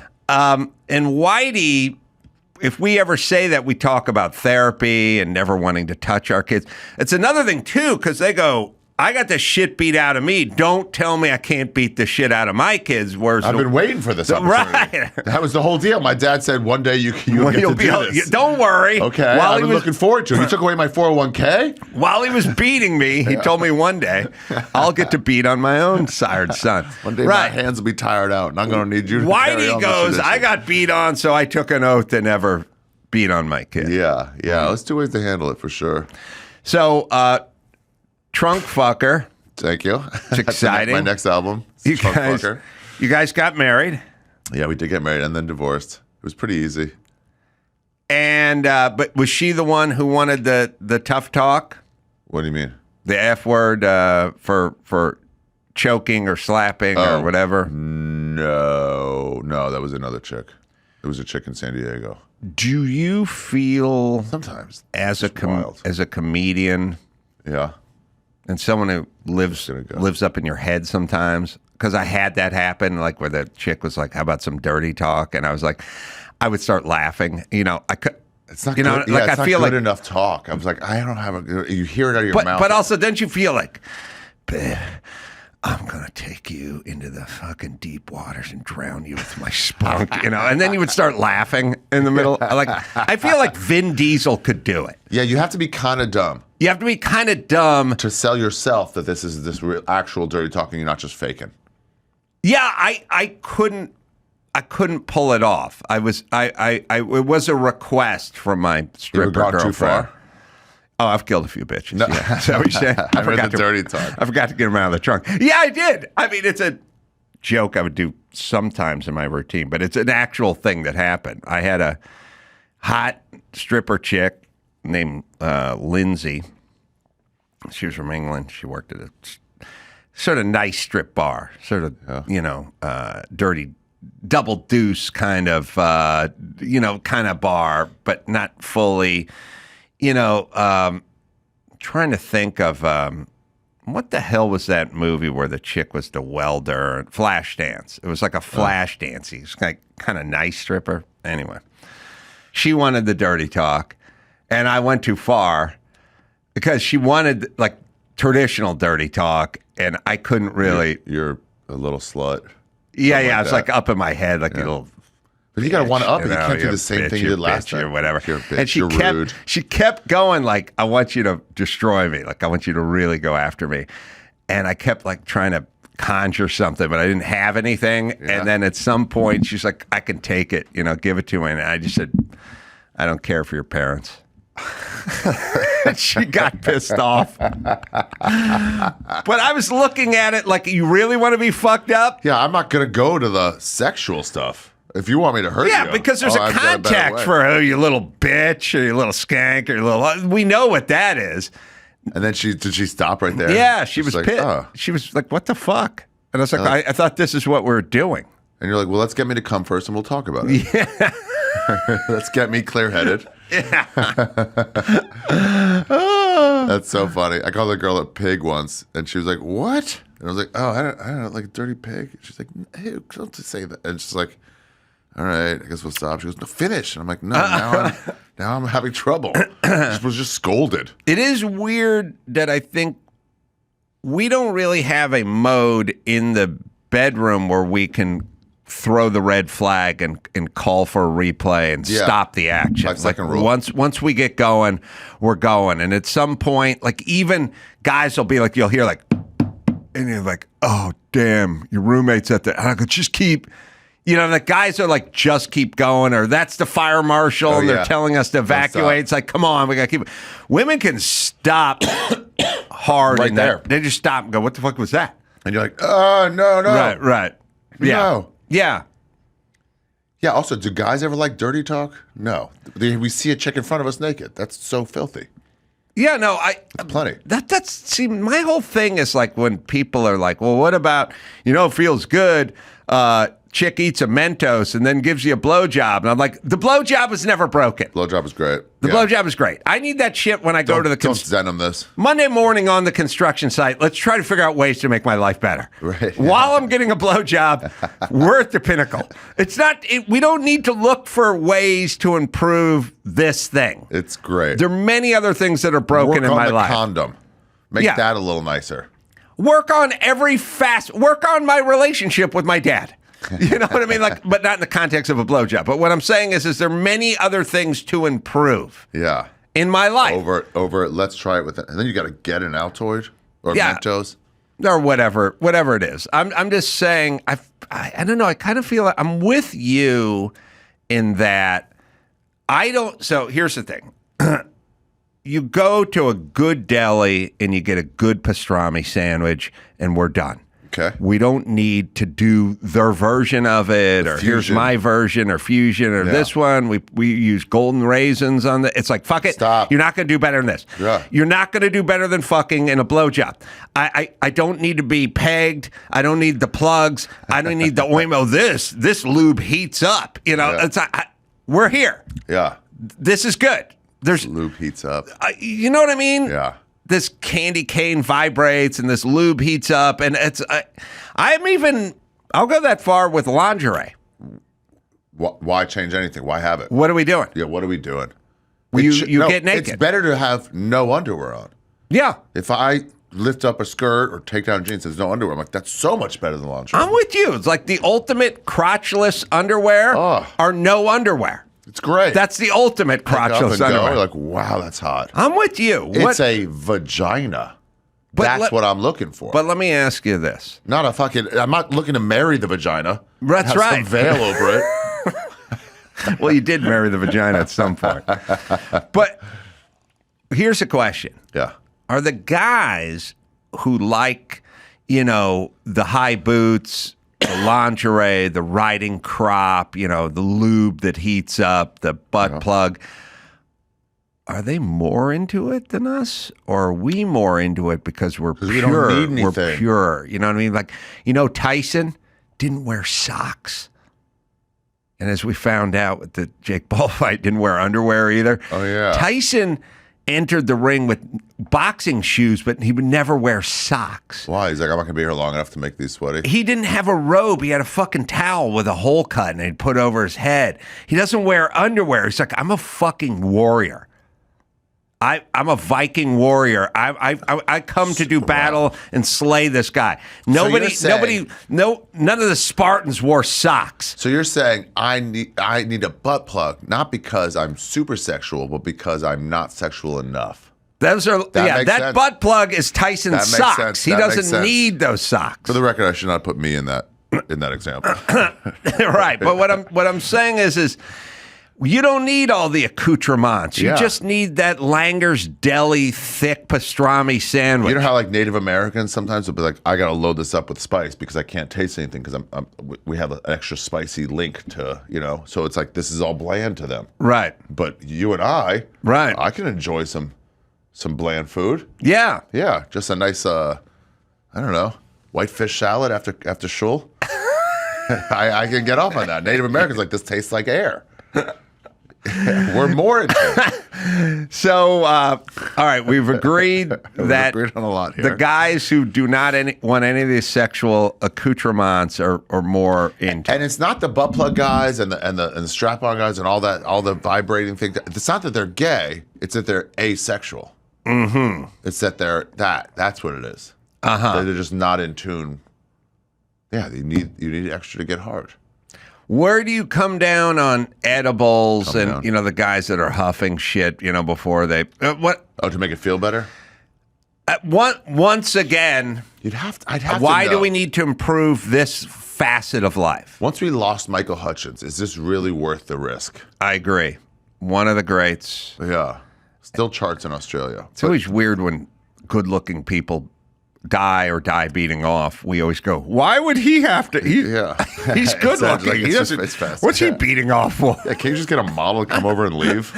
Yeah, get one of the guitar girls from that guy's video to come over and suck your dick. Hey, how long till you get here? 12 minutes. Nah, I'll just do it myself. Yeah, where's my noose? It is fast. You ever lie next to a woman and knowing you could have sex, a hot woman, you're like, I'll just masturbate. I just don't want to get into this right now. I just want to go just like 1 minute and be done with it. I had a friend once say, I don't remember when I was like 19, he went, sex is good, but it's not the real thing. It's not what? Oh, the real God, that's so funny. That's funny. That's right? so funny. Well, can we agree on this? Yeah. Well, maybe. Let's just say sex and masturbation, I don't think women fully understand that in our mind, they're two separate things. And as much as, and as good as the one thing is, you have the same thing that if you ate at 2 steakhouses 2 nights in a row, and then one of your buddies went, let's go out to dinner, I want to go to a steakhouse. You'd go, let's get Thai food. Yeah, right. Right. And then they go, you don't like steak? It's like, no, steak's great. Love steak. Great. But just, I had it. I want something else. Yeah. It's different. It's both food. Yeah. It's not bad. It's good. It may be your favorite, but it's still different than this thing. And I'm in the mood for different. Yeah. So after a couple American steaks, you want a Thai hooker. You want a nice Thai boy. Yeah. a nice Thai Just tucker. a little Thai, if you know what I mean. Just a little tuck on that tie. All right. Let's take a quick break. We'll come back with more...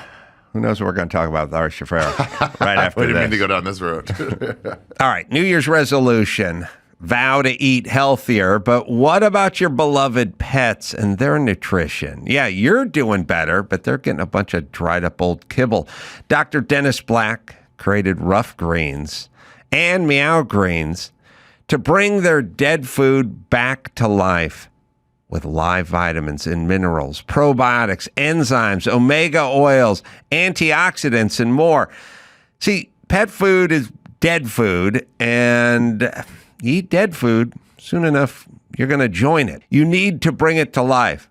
All, by the way, in a tasty formula your dog or cat will love. It'll improve their coat, digestion, energy, and mean less vet bills. I've been doing this with Phil.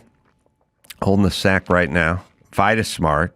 You don't have to buy food and keep it in the refrigerator. You just sprinkle this on top of the food you're currently serving your dog or your cat. Get a Jumpstart trial bag. It's normally $20. It's free with the promo code Adam. You just cover shipping. It's a free Jumpstart trial bag. That's it.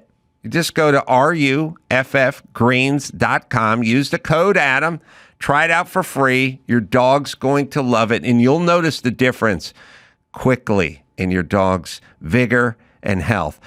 Rough Greens, so good, your pet will ask for it by name. Ari Shaffir is back, the new special. I'll get you a little more water if you want. Thanks. America's Sweethearts, very funny. taped in D.C. I don't know where in D.C. Is it the Capitol turnaround? I wanted to take that message to Washington to get off the news, stay anti-political. It's great. I mean, the little experiment that no one wants to do is you go somewhere, you are somewhere. For me, I go to Laguna Seca up north in Monterey, and I do a car race every year, and I'm there for like 6 days. And when I come back, I'm like, I have no idea what happened. I was at the track the whole time, or at the whatever party. Yeah, there's no sit around, watch TV. There, just don't know what's going on. It's great, though. Plus, you're thinking about something. You're thinking about racing. Yeah, you do. And it's liberating in the sense that, you know what I think it really is? I don't know. Let's see if we can explore this from a psychological standpoint. Ari. Because same way, I feel free when I'm like away without internet, but why, camping or something. Why do you feel free is the question. And I think psychologically, and it depends how you're wired. People say to me, like, where's, you ever bring your phone in the studio? I go, no, I've never bring my phone in the studio. And they go, but what if there's an emergency? I go, I don't really want to know. You know what I mean? They go, what emergency? What if your dad died? I'd go, well, he's dead. Yeah. You know, so I'll find out in 45 minutes when I walk out of the studio. The only real emergency is someone needs your blood as a transfusion right now. Right. Or this place is on fire, get out. Right. And then they'll tell you. They're not your daughter's they're not going to text you about that. Trapped in the trunk of a Jetta and she can't get out. The air's running. Some Jews with her. Get her before it's too late. So I realized that while the news itself is depressing, it's not just the hearing of the news. It's like a little bit of a call to action. Like you feel like you need to be doing something, correcting it somehow. and then you're not doing something. You know that feeling after someone dies that Right. and there's a little thing like, oh, we got to do a fundraiser or something because it's all based on like, how can I change this? How can I make him not dead? Right. And your body can't comprehend. You can't. It takes about a week or whatever to realize, oh, he's just gone. Yes. So that with the news or with whatever, those call to actions, you're right. You feel like I should be doing something. It's about not just Syria. Right. It's not just hearing it, though. It's like, why aren't you? And inevitably, there's somebody doing something who's better than you. You know what I mean? So you see that guy. They go in a thing, and we're interviewing the lead surgeon for Doctors Without Borders, who's put together a team. He was a highly decorated surgeon in Cedars-Sinai. He left his cushy confines of Bel Air to get on a cargo plane and what are you doing? hand to the teeth. And you're like, I was going to beat off, and then I was going to have some tasty cakes. I'm thinking Thai food tonight. It's going to recycle after I drank this bottle of water. Right, Is that something? That's something, right? There's inevitably somebody has mobilized, and you haven't. Yeah. It's a lot of that. But, you know, I just realized as you were saying that you feel like free when you're away from it. Yes. So, like right now, you and I, not with the phone, but just in general, walking around today, we don't feel free. Right. But if you had just gotten out of prison doing the same stuff, you'd feel freedom, right? Yes. You'd feel it more. Right. And that phone is like a prison. It's interesting. Yeah, no, you're right. In that kind of perspective, I mean, it's back to when you're healthy, you don't appreciate it until you get sick, and then you wish you'd give anything to feel that way. Yeah. And it's hard to appreciate any status quo. So if you just feel this way, yesterday, the day before, and the day after, why should you wake up and click your heels together? In Hawaii, eventually you're like, oh yeah, weather, I guess. But the guy who just got let out of the joint feels that. Yeah, and the key to happiness is to have some of that on a consistent basis, right? Yeah, it is weird though. Connected is like you can't do anything about this stuff. You feel like you're supposed to, so you just feel this anxiety all the time about like.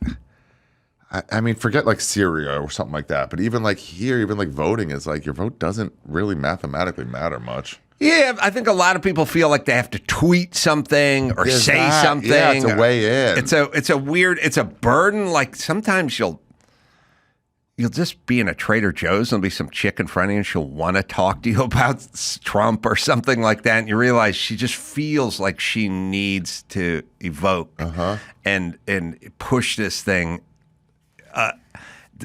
out in front of her. And it's it's like it's an obligation, and I don't like it, and it's weird. It's sort of like Because like if you liked a TV show, you wouldn't feel obligated to tell everybody. You tell some friends maybe. Yeah. Oh, you're into sci-fi? I just watched a show you might like. yeah, But Yeah. that's about it. You wouldn't burden anybody with it. yeah. I feel like What is this? the number one show that people try to get me to watch is The Wire. You won't watch it. I guess I should, but if people come, I have a thing where if like You refuse. Everyone's trying to get you to watch it. If, You're like, if three nah. people tell me to watch something, I'll watch it. Once it gets to 10 people, Fuck then I off. become a conscientious Here's the crazy objector. thing about I The don't know Wire. why. The first year it's slow. Oh, really? Yeah, so it's people watch and like, what is this? It's like you had to just be along for the ride. But I heard it referred to as there's two types of people: people who have people who love The Wire, and people who have not yet watched The Wire. Yeah, that good. But it was pretty solid. But now it's overhyped. So you'll never like it. Yeah. What is these two L's? Is that a leaning tower of We're looking at my logo. Twin Towers? Is that Twin Towers right as they were being hit? Yeah, that's what I was trying to Okay, nice. capture. Nailed it. Keep looking at them. Yeah, you know what the weirdest thing is? I don't know why with The Wire, but it makes me laugh. People, Mike August, who books all my August. live shows, good guy, travel the world with the guy. And all he does is talk to me about The Wire. You know, I mean, like, forget The Sopranos. This is The Wire. If, you know, anytime a black guy passes us, he goes, "That guy looks like the actor who played Jody on The Wire." You know, and it's a wire, right? It's all 8 years of traveling the country. Him telling me about The Wire, and then at some point we end up at a P.F. Chang's out on the road, like in Denver or something. You guys are killing it. We're killing it, and we're in a casino somewhere, I think, and the 26-year-old waitress chick comes by and we're just talking to her. And at some point she goes, I don't have TV. I don't have cable, so I don't watch any of the shows or something. And I don't know, Mike's going like, do you recognize this guy from TV or something? She goes, I don't have any TV shows. I don't watch it. I don't have cable. I can't afford it. I don't have anything. The only thing I ever watch is The Wire. Oh. And Mike's like, oh, okay. When's that Kung Pao chicken coming? And I'm like, Mike, hello. You She have just something in fucking common with- skimmed right over this bitch saying the only show she's ever Your seen is The favorite Wire. show. Is your favorite show, and you have no reaction to Could it. have fucked her in a Jetta in the parking lot right then. Like Oh Tiger my Woods. God! It's gone off the cliff in the back of the Jetta. Do you feel that way? I feel that way about. Yeah, like, hey, right now, someone's to connect with in real life. Right. I feel that way about women who have a name that's also a popular song, and they've never heard the song, and they don't know what you're Crazy. talking about. And you're 33. Yeah. Yeah, no one's mentioned to you. And your dad didn't sing it to you when you were 7? Like, nah. Never heard of it. My producer on my morning show. Jenny, like, Yeah, right. no one said that. No Tommy Two-Tone references at all. Dawson, remember Angie, the producer on K-Rock? Yes. Kayla said, my morning show. I mean, we're going back more than 15 years. She's a contemporary. She's not, 14. She didn't know the Stones, Angie. Wow. Correct. I was like, Which is who? wild. Angie? This is a Rolling Stones hit, and the song came out about the time you were born. I mean, for all I know, because Angie, what, Dawson, like 71 or something, and producer Angie was, I was 5-7 years old or whatever. It's not an attack on her, because how would she know to look it up? It's like, how would society not have told her? No one from check this school, out. nobody. 73. 73. And that's right ballpark. That's all right. She was probably born in 75 or 76. But Right. All right. So it's the Rolling Stones and not a B-side. No, but it is on her. Should she? How would she know what to look up? She doesn't know what she's missing. Her attorney? No, I'll tell you why. Why? It's come up before. And she's ignored it. She just kind of pushed past it. So when she's saying, I've never heard of that, like, that's bullshit. You definitely have. It's like, when people go, you'll say to them, like, this is every conversation I've ever had with my mom and probably most women, where you go, that thing they always advertise. Remember, there's that Zima or whatever it is. Like you say something that they're making a hard push on, and they go, I don't know what you're talking about. And I go, you've seen the billboards, you know? And they go, nah, I've never seen that. I've driven with you. Yeah. And he goes, no, I've never. And then at some point you summon it up, like you pull it up, and they go, oh yeah, I've seen that. They always do that. And they go, well, where was that when you were positive you've never seen it? Right. They were positive they've never heard of or seen it or whatever. So somebody inevitably brought it up. Yeah, you're right. She just skirted past it. Yeah. That's all. All right. I had a friend who we all knew was gay. Mm-hmm. Never came out. Mm-hmm. We had other friends that came in and was like, oh, it's cool you guys are friends with a gay guy. Like, it's not even a question kind of thing. Right. But he never came out, never did anything, and also was a virgin until he was 30. Mm-hmm. And we were like, maybe he's just never thought, maybe considered it. Mm-hmm. But then same thing, like someone's come up to him and said, oh, what's the gay scene like here? Right. And that must have happened 50 times. Right. At some point you go, do people think I'm gay? Right. So he just had to push it off. Here's another problem. Why is there a period at the end of this? It's not a full sentence. The Adam Carolla show. There's no verb. I am functionally illiterate. Yeah. So I have no The only verb is the falling idea. of the Twin Towers that you're referencing. Yeah, It should just be no period. I didn't design it. Okay. Joe, didn't we have some stuff, some vids or something I wanted to get into? I love the Adam Carolla show. That's a sentence. I don't see him on the there. I know we got the wet floor fight, which is kind of interesting. But what were my other favorite tweets I talked to you about? Tweets of the weeks. I like to just favorite stuff. Let's see. What did I favorite with you? There's a good fight in an airport. Love that. A lot of airport fighting going on these days. Just to be that angry about someone that leaning the seat back or somebody pushing instead of like let them go. Well, there's the fights in the plane. Yeah, whatever you'd have to look at my tweets there, but what I have. I love that I'm taking a stand today. At the bike lane one, I don't think is that on here? Oh, did I miss something? Anyway, we can, but is that on? Sorry. There it is. Yeah, all that stuff should be on the top of your list. Is not on there. Scott Galloway. No. This is the wrong list. Who's that? That's Gavin Newsom. That's why I'm That's confused. me. All right. Well, Gavin Newsom. I think we need the new list. Is that Gavin Newsom? We'll get into What's it. that guy? All right, let's All watch this airport fight here Okay. for a second. I don't think you should show pictures of Gavin Newsom and just get into this airport fight. And I would need the list that reflected whatever it is we talked about. There we go. So I don't know where this is, but these guys. Oh, they're picking up guys- the wet floor signs. Yeah, the wet floor sign. And they're using them as a weapon, but it's really. But they're kind of light. I'm saying it's. It's like a wrestling You've move. seen enough pro wrestling. Yeah. Like a folding chair barely does anything, right? Yeah. But it looks good. Where are the cops? I don't know. These are Jews fighting Asians. Oh, wait a minute. No, these are people of color who are fighting with the... Now, I don't know if you get charged with a weapon if you used a wet floor sign. And then also, you're putting other people in danger because they might slip on the wet floor. You've moved it. I would bet you technically the person that was injured the most severely in this melee was probably the person who slipped walking out after taking a piss. You know what I mean? What happened? Yeah, and especially if I will walk and zip my fly up to try to save time. Yeah. And you don't have looking you don't down. have that mountain goat footing when you're looking down trying to get your fly up. And you go to a flight. Your feet are always a little too close together. You're not in the prone position. You're not like a center fielder when you're trying to get that fucking when zipper you know up. it's wet, you walk this slowly Yes. and push over. I like the standoff they had at the end. Where it's like, Yeah. Okay, Yeah. should we just stop? Let's Yes. just stop. We had that. I had another vid that I wanted to get into. That's a pretty solid one. And I don't know where you're at with cyclists, but I am one, and I hate them also. Yeah, my feeling is ride your bike, Yeah. drop the attitude.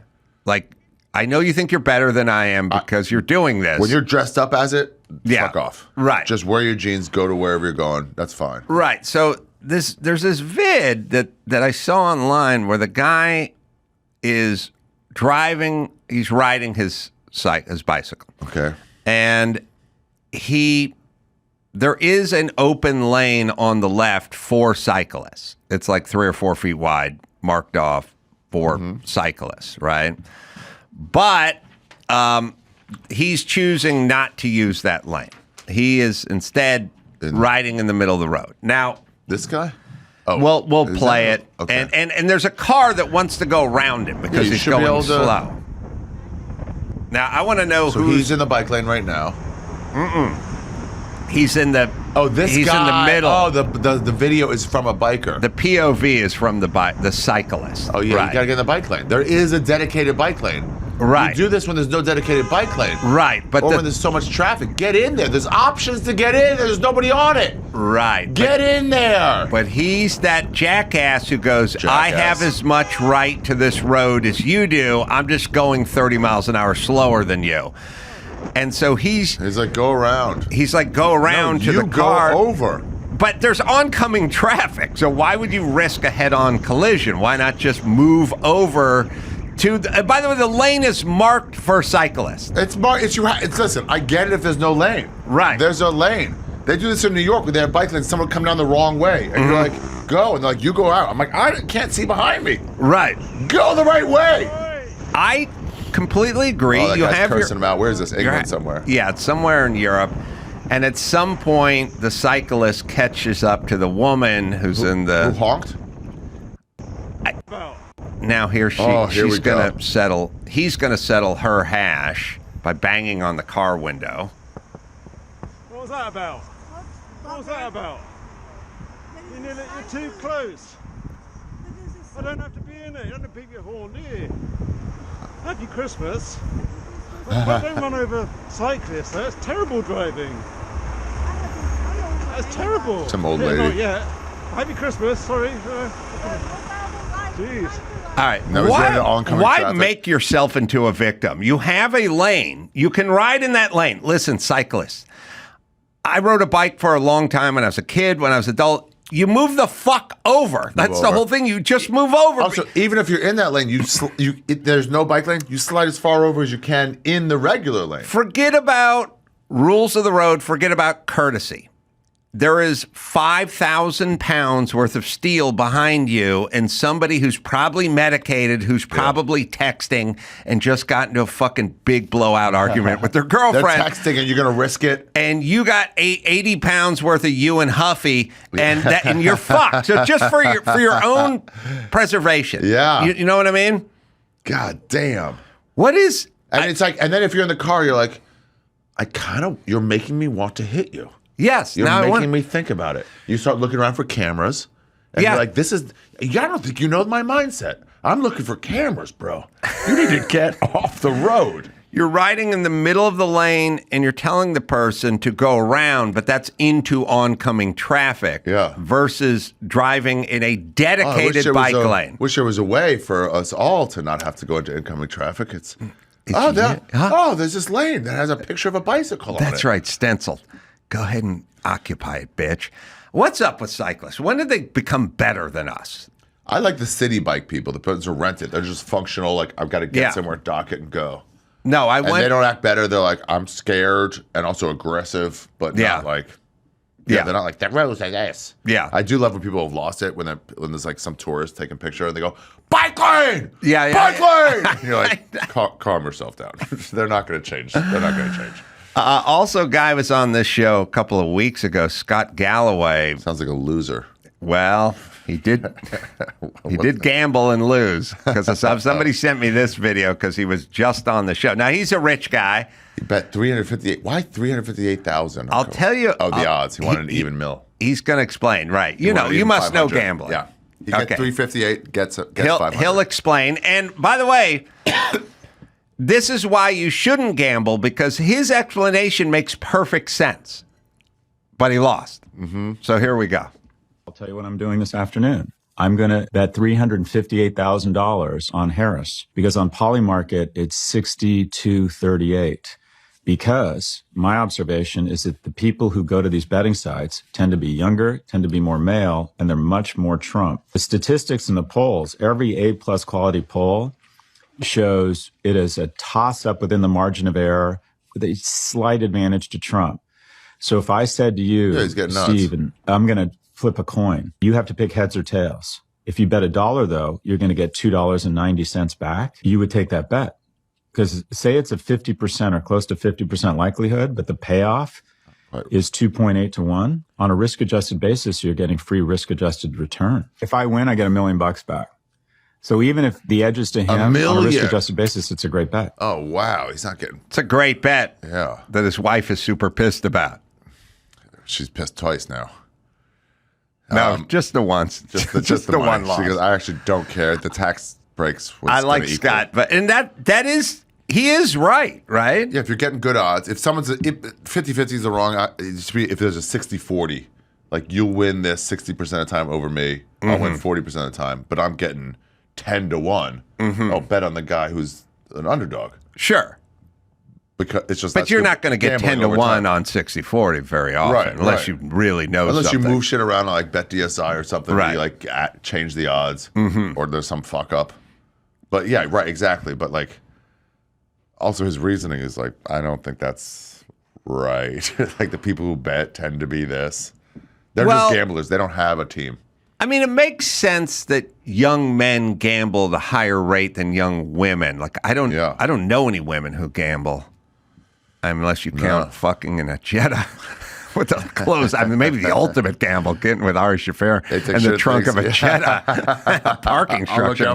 Maybe don't tell your dad about this. The ultimate roll the dice. A roll in the hay with Ari Shaffir. See, that's a bad bet. The negative there is death. The positive is just possibly an orgasm. Yeah. Yeah, he comes like, before not you. Worth the odds. You're betting on the opposite side, getting bad money. Also, it struck me. There's a man show bit that goes way back, and when I was watching your stand-up special, you're talking about fashioning yourself a man pond, and I thought it struck me when I was watching. It was a funny bit, but I was like, I think we did a man pond bit in the man show. Toilet paper coming out. You'll see the bit. Nice bag. Hey, buddy, you are sweating your ass off. I know, it's hot. No, I mean, you're really sweating from the ass.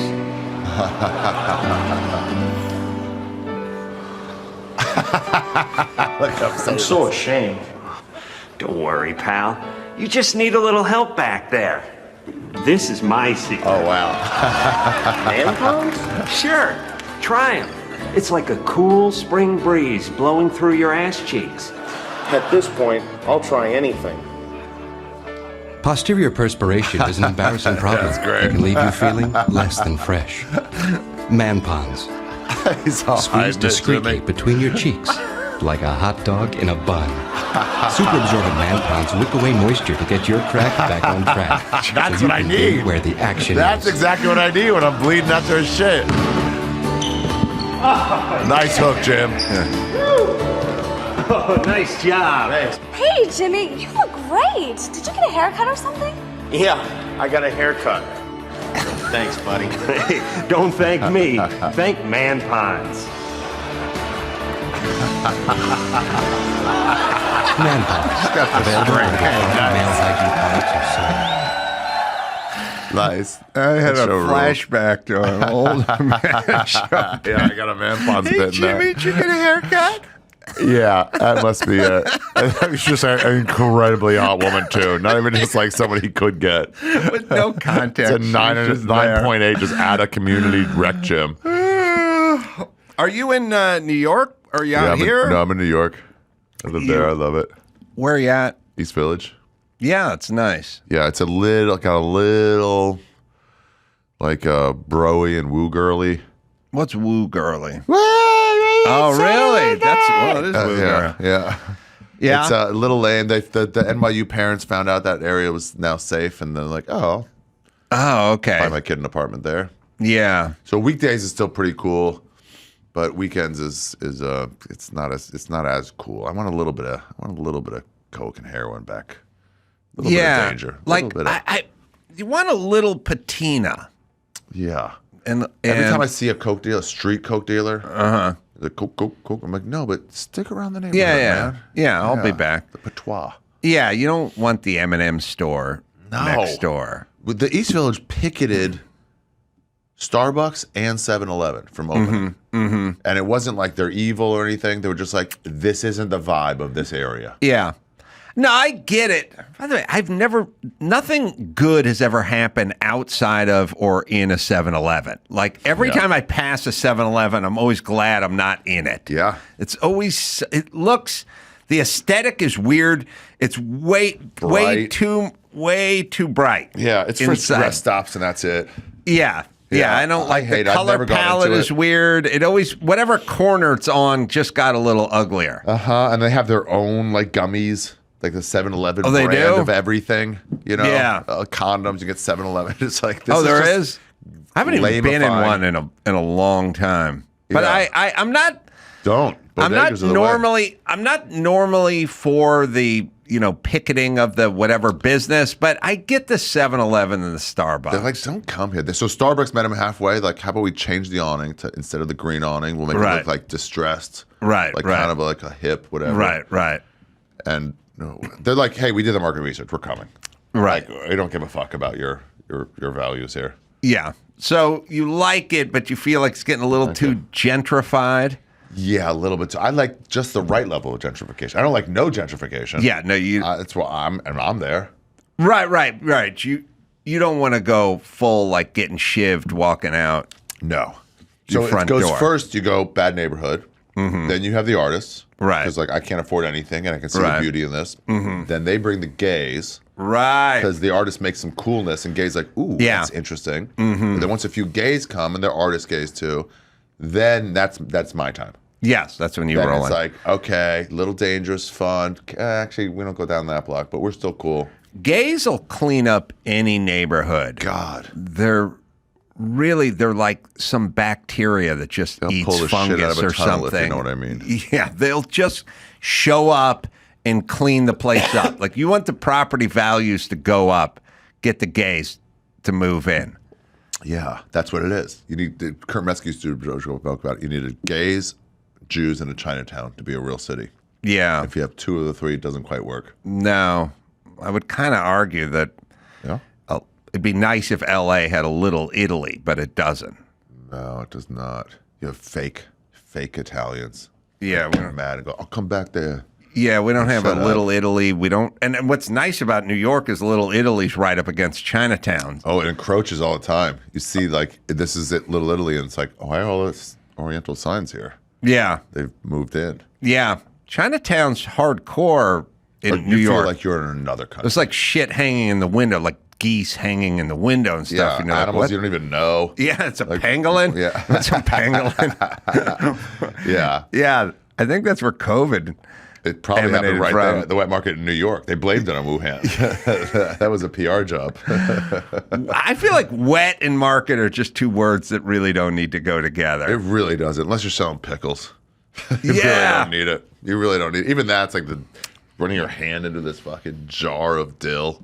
So it is weird. I always find it interesting the things we have sort of sanitary rules for and then things we don't have sanitary rules for. Like what? Well, you take something like a tub of popcorn. Yeah. Most of the guys like they open the bathroom door with their sleeve or they push it with their foot, but you would hand the tub and the hand goes to the mouth. Goes straight to the mouth and then right back in, and then you pass it over that way and pass it over that way. No qualms. Yeah. The pickle tub. I got a pickle tub in my refrigerator right now. I'm not bragging. I'm just saying I've earned it. Bragging. That's okay. You get to a certain place in life and you get a pickle tub. Yeah, if you want a piece of ice and like, whoa, tongue. Right. Like, why? It's for my drink. Right. So everyone is taking their hand, putting it inside the tub of briny water and pulling a pickle out, times 20 employees. Did they say the briny water kills the germs? I don't know, but if you took a chip and you bit the chip and then went back for a double dip in the guac, someone would say something. Someone like, what are you doing? That chip touched the outside of your mouth. Just an inch of it. But popcorn that's and allowed? pickles, No problem. Yeah, here's one. You ever have someone? Picklebacks are fun. I like a pickleback, and sometimes somebody's like, "Let's make a pickleback," and they're like, "Oh, well, I have pickles in my fridge. We'll do that. Get some whiskey, and then they pour it, and you're like, right? No. This is your fridge, right? Your hand deep in that thing. Deep. I'm not drinking that. Yeah, no way." Pickleback sounds like a Nickelback cover band. Who's like every time the word "girl" is in their song, they just say "dill." I would watch Pickleback. Yeah, I'd watch Pickleback. That'd be a great one. Yeah, that'd be a great cover band.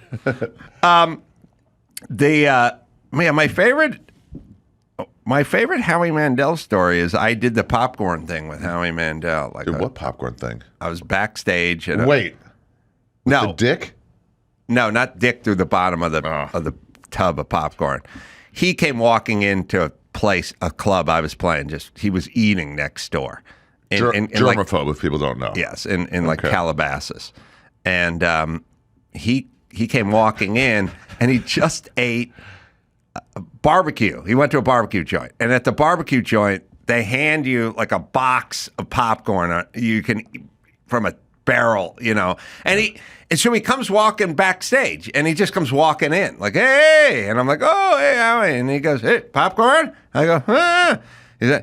He's offering it to everyone in my crew. "Hey, popcorn. See, and after about 30 seconds, I'm like, "What is this?" Everyone with their hand and in the mouth and the hand. He won't shake hands. Yeah. What's with the popcorn?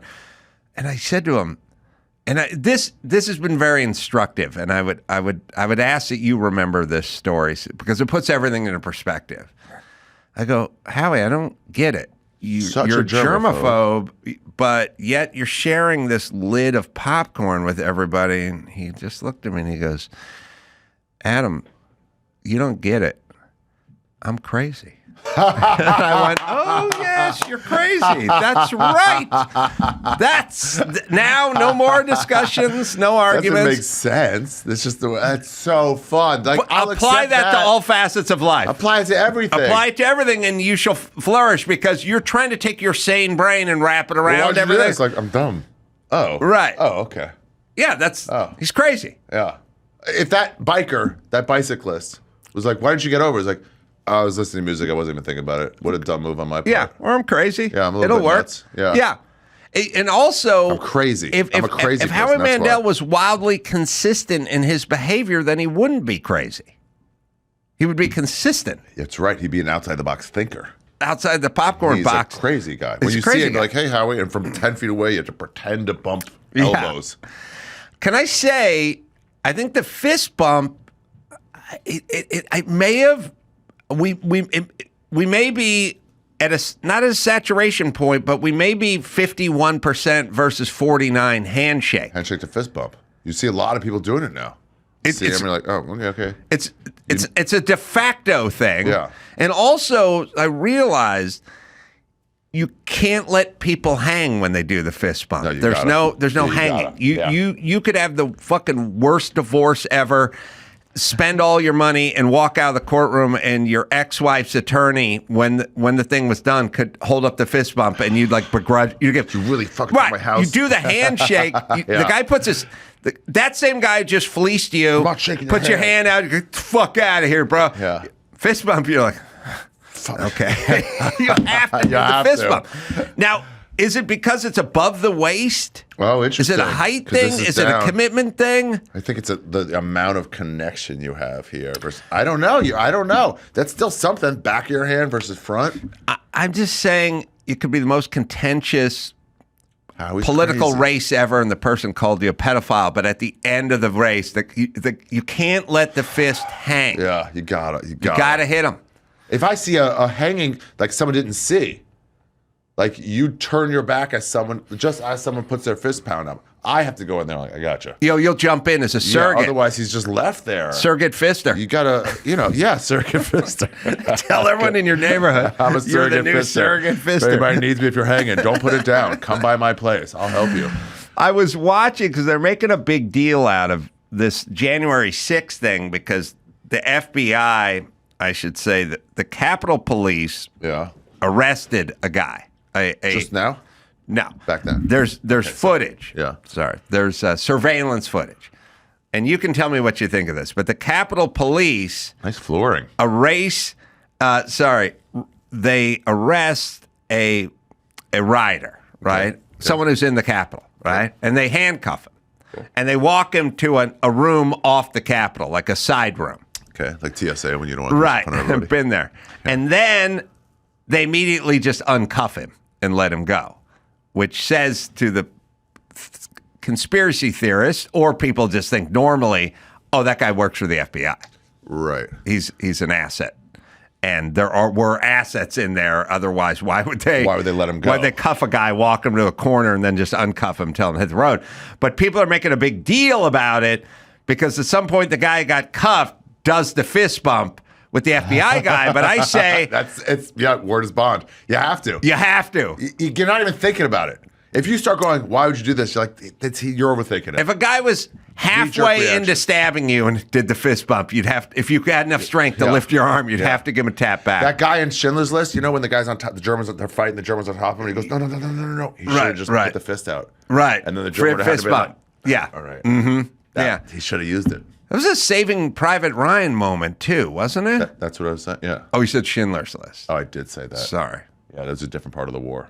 Sorry. No, it was about, they were Saving Private Ryan. 44. He goes, no. And then slowly gets to the heart. Right. The cowards there just not doing anything. Yeah, it was weird when you said it. I was like, well, far be it for me to question Ari about anything to do with the Holocaust, but I think that was... That's a whole of wrong. All right, now watch what happens and tell me. I just don't think that the fist bump is that indicting. He bends over. The Capitol policeman takes his cuffs off. The guy immediately stands up, gets the front one off. Oh, does the cross fist bump. Wow. With the other Capitol Police guy. And then he's on his way. You're letting me go. You could have arrested me. That doesn't necessarily mean he's FBI. Doesn't necessarily mean it means FBI. Like, hey, let's let me off. If a cop lets you off with a warning. Fist bump? Yeah. Mm-hmm. I mean, that's what they're doing. It's the ultimate warning. Yeah. So you don't think FBI asset there? No. But what is the deal with that? I've heard rumors of that. Is that like a real thing? There's a bunch of FBI people leading them into? How much of that is real? How much of that is no way you're crazy? All right. So let me explain how it works. It all starts with good intentions. Okay. And so the way it works is the FBI, after 9/11, they go, why don't we get a couple of undercover assets to go join that mosque over there? Okay. Right? Yeah. And then the plan is that guy's going to hang out at the mosque, right? And then at some point, here's how it's presented to us, the taxpayers, the citizens. The plan is we'll get our guy inside that mosque or that biker gang or something like that. Anything like that. And then at some point when they come up to the guy in the biker gang and they go, we're going to pick up some meth from Mexico, you in? Then that guy will go, yeah. And then he'll go rat the guys out, right? And at the mosque, they'll go, we're going to blow up the M&M store in Times Square, you in? And that's the guy such goes, a good idea. Let's do it. Hold on, I got to send one text. Let me call Ari. They call him Mr. Fister. He doesn't leave anyone hanging over there. He's the king of fisting. So then same thing with any Right, but that's where it starts. Right. Right. But what it evolves into is the FBI guy going to the mosque and saying to a couple of guys, why don't we kidnap Gretchen Whitmer, the governor of Michigan? So they go to the biker bar and now the FBI guy is suggesting it. But in the FBI's defense, they'd be like, hey, let's just get it go. If I suggest it, I can get him to do it. But then it goes even further and it's like, let's just convince people to do it. Gretchen Whitmer, who's the governor of Michigan. Sounds like a loser. There was a kidnapping plot against her, and it was like 9 FBI guys and 2 yokels. Wow. So they ended up creating this thing. So that's entrapment.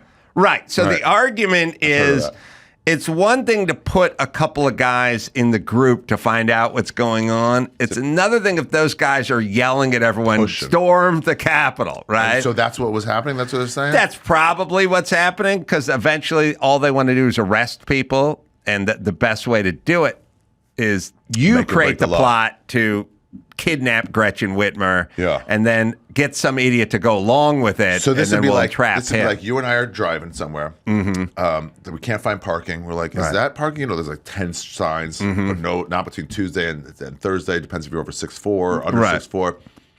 I work with the parking enforcement. And I go, oh, buddy, park here. Right. Trust me, it should be fine. Yeah. Like, you read that sign? Can you see it from your side? I'm like, I can see it. You see it, you're should be fine. good. We get out of the car, write you a ticket, put it in your car immediately. And I'm like, you trunk fucker. Yeah. What the shouldn't have done that. You know, you can park there. I'm like, I wouldn't have done it. Yes, it is that. So also interesting. So they get the head of the FBI up in front of Congress, and the Republicans are like, how many assets you have out there? And they're like, I can't say. I don't know. Yeah. I can't say. So now they're always gonna find out they were there and they were inciting and they're whatever. So could be. But the other side was like, no way, there's no FBI people there. It was all just those Trump telling people, you got to go do that. It always starts with that, and then eventually it'll bleed into whatever Joe Rogan thought before then. Just like, you had a bunch of conspiracies, and then people are like, no, it's just what it was on the surface. It's too many conspiracies going on here.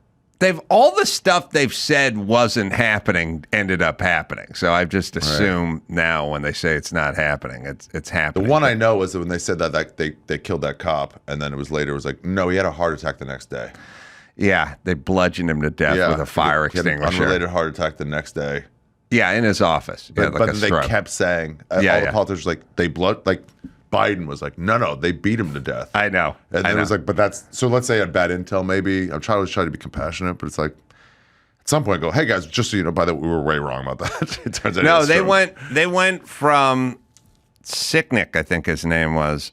They went from bludgeoned with a fire extinguisher. Bludgeoned. Right, with a fire extinguisher to killed with bear spray. Oh. He had like a reaction to being hit with bear spray. Yeah.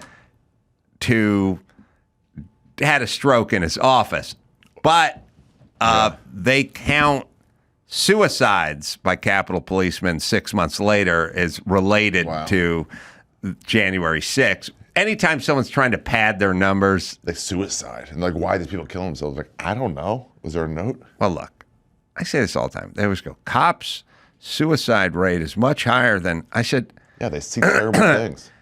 If I had gotta piss so bad, it's like on the tip of my dick. Oh, we'll wrap this up in 2 minutes. Okay.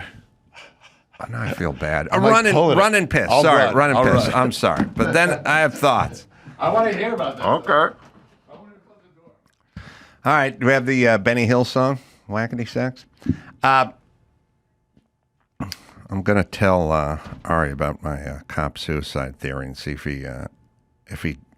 he joins in.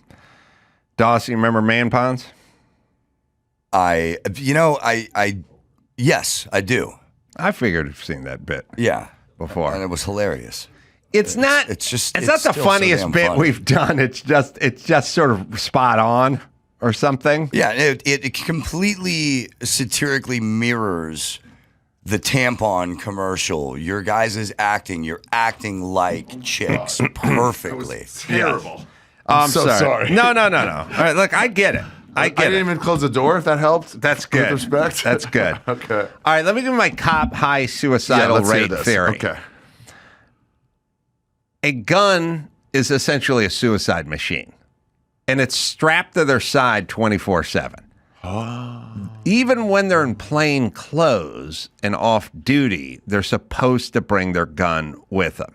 Now, let me ask you, I would have never made it through my 20s if I had a thing that was I could have made a decision to kill myself in less than 5 seconds because I have a suicide machine strapped to my right hip. Right. Just my fucking girlfriend, Stephanie, dumped me, and I'm distraught. And does this elevator go all the way to the top or the second top floor? Right. Now, just it's right there. Right, it's right here though. It's sitting on the fucking coffee any table. Breakup, any bad breakup. Lost a big bet on Kamala. What? I'm just saying, would you have even made it through your 20s? No way. With a suicide machine. It's not Kevorkian in a minivan. It's a suicide machine that's a Glock that is just sitting on your dresser. Yeah. I would have killed myself like 28 times. It's calling at you. Hey, you fucking loser. I just heard from heaven. You get it anyway. Your girlfriend Stephanie's fucking a new guy. He's got a huge cock. She's in the trunk of a Jetta right now. And you're just like, I'll just cock it and see how it feels. Yeah, I just want to see if it feels right. This is going to be an impulse buy. If it jams, that's force majeure. Right. So what would you... I'm just saying, of course you would kill yourself. You're right. So the instances would go up, for sure. Just a gun within see reach. Horrible stuff. You see horrible you things. Have a gun within reach all the time. Right. And life. And life. Yeah, you fucking could come home, your wife's banging your best friend. You just ran a biker off a bicyclist off the road. You're like, I'm going to get in trouble for this. Or I could avoid the trouble. Right. It's an impulse buy. I don't even know what percentage of suicides are impulsive, but I can tell you 100% if you got that gun sitting on your nightstand. Nobody stopped me. Yeah, I don't think I do think I would have killed myself in my 20s. Yeah, that makes sense.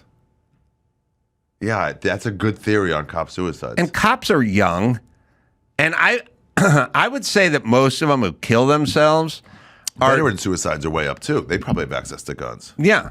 Most of the guys who kill themselves aren't in their 50s. They're not about to get a pension. Yeah. They never said to their partner, I'm too old for this shit, right before the shit went down. They're probably not in the car. Guys in their 20s, 5 years on the force, that are totally impulsive. Yeah. Yeah. So that's why. That's a solid theory, Adam. And that's why I think we should give firemen guns. Oh, so they can kill themselves? Just to kind of even it out. So people go, well, yeah, but what are the firemen? Oh, yeah. So then we can see the real stats. We don't know the real stats because school... It's equal. Yeah, they go, well, kill themselves much more than school teachers or bus drivers. Yeah, they're not packing a suicide machine. And you can call it what you want, but it's a compact suicide machine. You just put it to your temple. And that's that. It's going to do the job. Oh, yeah. No, it doesn't have to. Eric Kramer, professional quarterback in the NFL for like 12 years. Eric Kramer played for the Bears, and I think he played for San Diego, and maybe he played for the Vikings, but he also played with one Adam Carolla and the East Valley Trojans, Pop Warner football team. Nice. He hit rock bottom. He bought a gun. He checked into a hotel. He Googled best place to put the gun. Oh. And what? And then under the chin. Gets all the way through. Yeah. Not here. You miss the chin if you go through the mouth. Not through the mouth, through the chin. Oh, okay. Yeah. Went through, hole in his tongue, right at the top of his head. He's completely fine now. What are you talking about? No way. It went through the bottom jaw, through the tongue, through the roof of the mouth, up through the head, went out, hit nothing. That killed a cop who's napping in the room above him. Shut up. No, it did. No, I'm serious. It's a totally true story. What? It's a totally... He killed He's a someone friend of above mine. him? No. But he didn't kill... And then he didn't want to kill himself afterwards? No. He didn't just do it again? No. There's a lot of that. Yeah. People who try to kill themselves and don't try it again. Yeah. Why not? Get back up there. I think they end up in therapy and in hospital and a setting and a whatever. You have more time. Yeah. But that is... What a fucking loser. He played for the Saints, the Falcons, Detroit Lions. Oh, the Lions, I was trying to... Chicago Bears. Yeah. He's in the league for 12, 13 years. Started. Killed himself and didn't kill himself. I'd say that's about as close as you get in terms of killing yourself, yes? My buddy had his brother threw himself in front of a train. Oh, really? Mm-hmm. Broke every bone in his body. Like they're like, you're going to be in the hospital for a year without getting out. Said, okay, I found myself. I don't want to kill myself anymore. I realized, oh shit, I was in this terrible place. While he was in the hospital, they found inoperable cancer. Whoa! Yeah. Wow. Yeah. And he's like, but he goes to heaven now. How old was he? I don't know. And is he gone now? Yeah. Jesus Christ. Yeah, life sucks. Why would you not kill yourself? Why would you not ever not kill yourself? Yeah, you know what? I'm going to talk to my kids. You know how old and miserable I am, son? Yeah. You can avoid this. Don't be like this. Hey, why don't you sign up? The Force is always looking for a few good men. The Academy says it's only 5 weeks. Morals. 5 weeks, and here's a gun. Wow, it should be 2 years. All right. Let me give you a plug. Ari Shaffir, America's Sweetheart. There's a very funny stand-up special. I watched the entire stand-up special. Lots of themes, lots of jokes. Psychologically interesting too. Like you kind of go, oh yeah, no, that's right. You know, it's a little. I'm hoping to get through to people to be like, maybe you should chill. Yeah, it's not just joke. There's message woven nicely in with the jokes. Yeah, trying in a funny way to get people to fucking tune out a little bit. Yeah. All right, go to adamcarolla.com because I got live shows coming up all over the place as well. All right, should we send people to arishafir.com? Yeah, for my tour dates, for sure. You know, Seattle, Vancouver, Calgary, Edmonton, Atlanta, Portland, San Antonio, lots of stuff, San Jose. Yeah, definitely go there. Find the dates. It's great live. And until next time, Adam Carolla for Ari Shaffir saying. And if you guys have a new design here that honors the Twin Towers in an even better way and grammar at the same time. Yeah, I don't. Because this Al Qaeda was low on grammar. I think that's what we're saying here. Then please send that into the Adam Carolla Show. Please. Saying mahalo.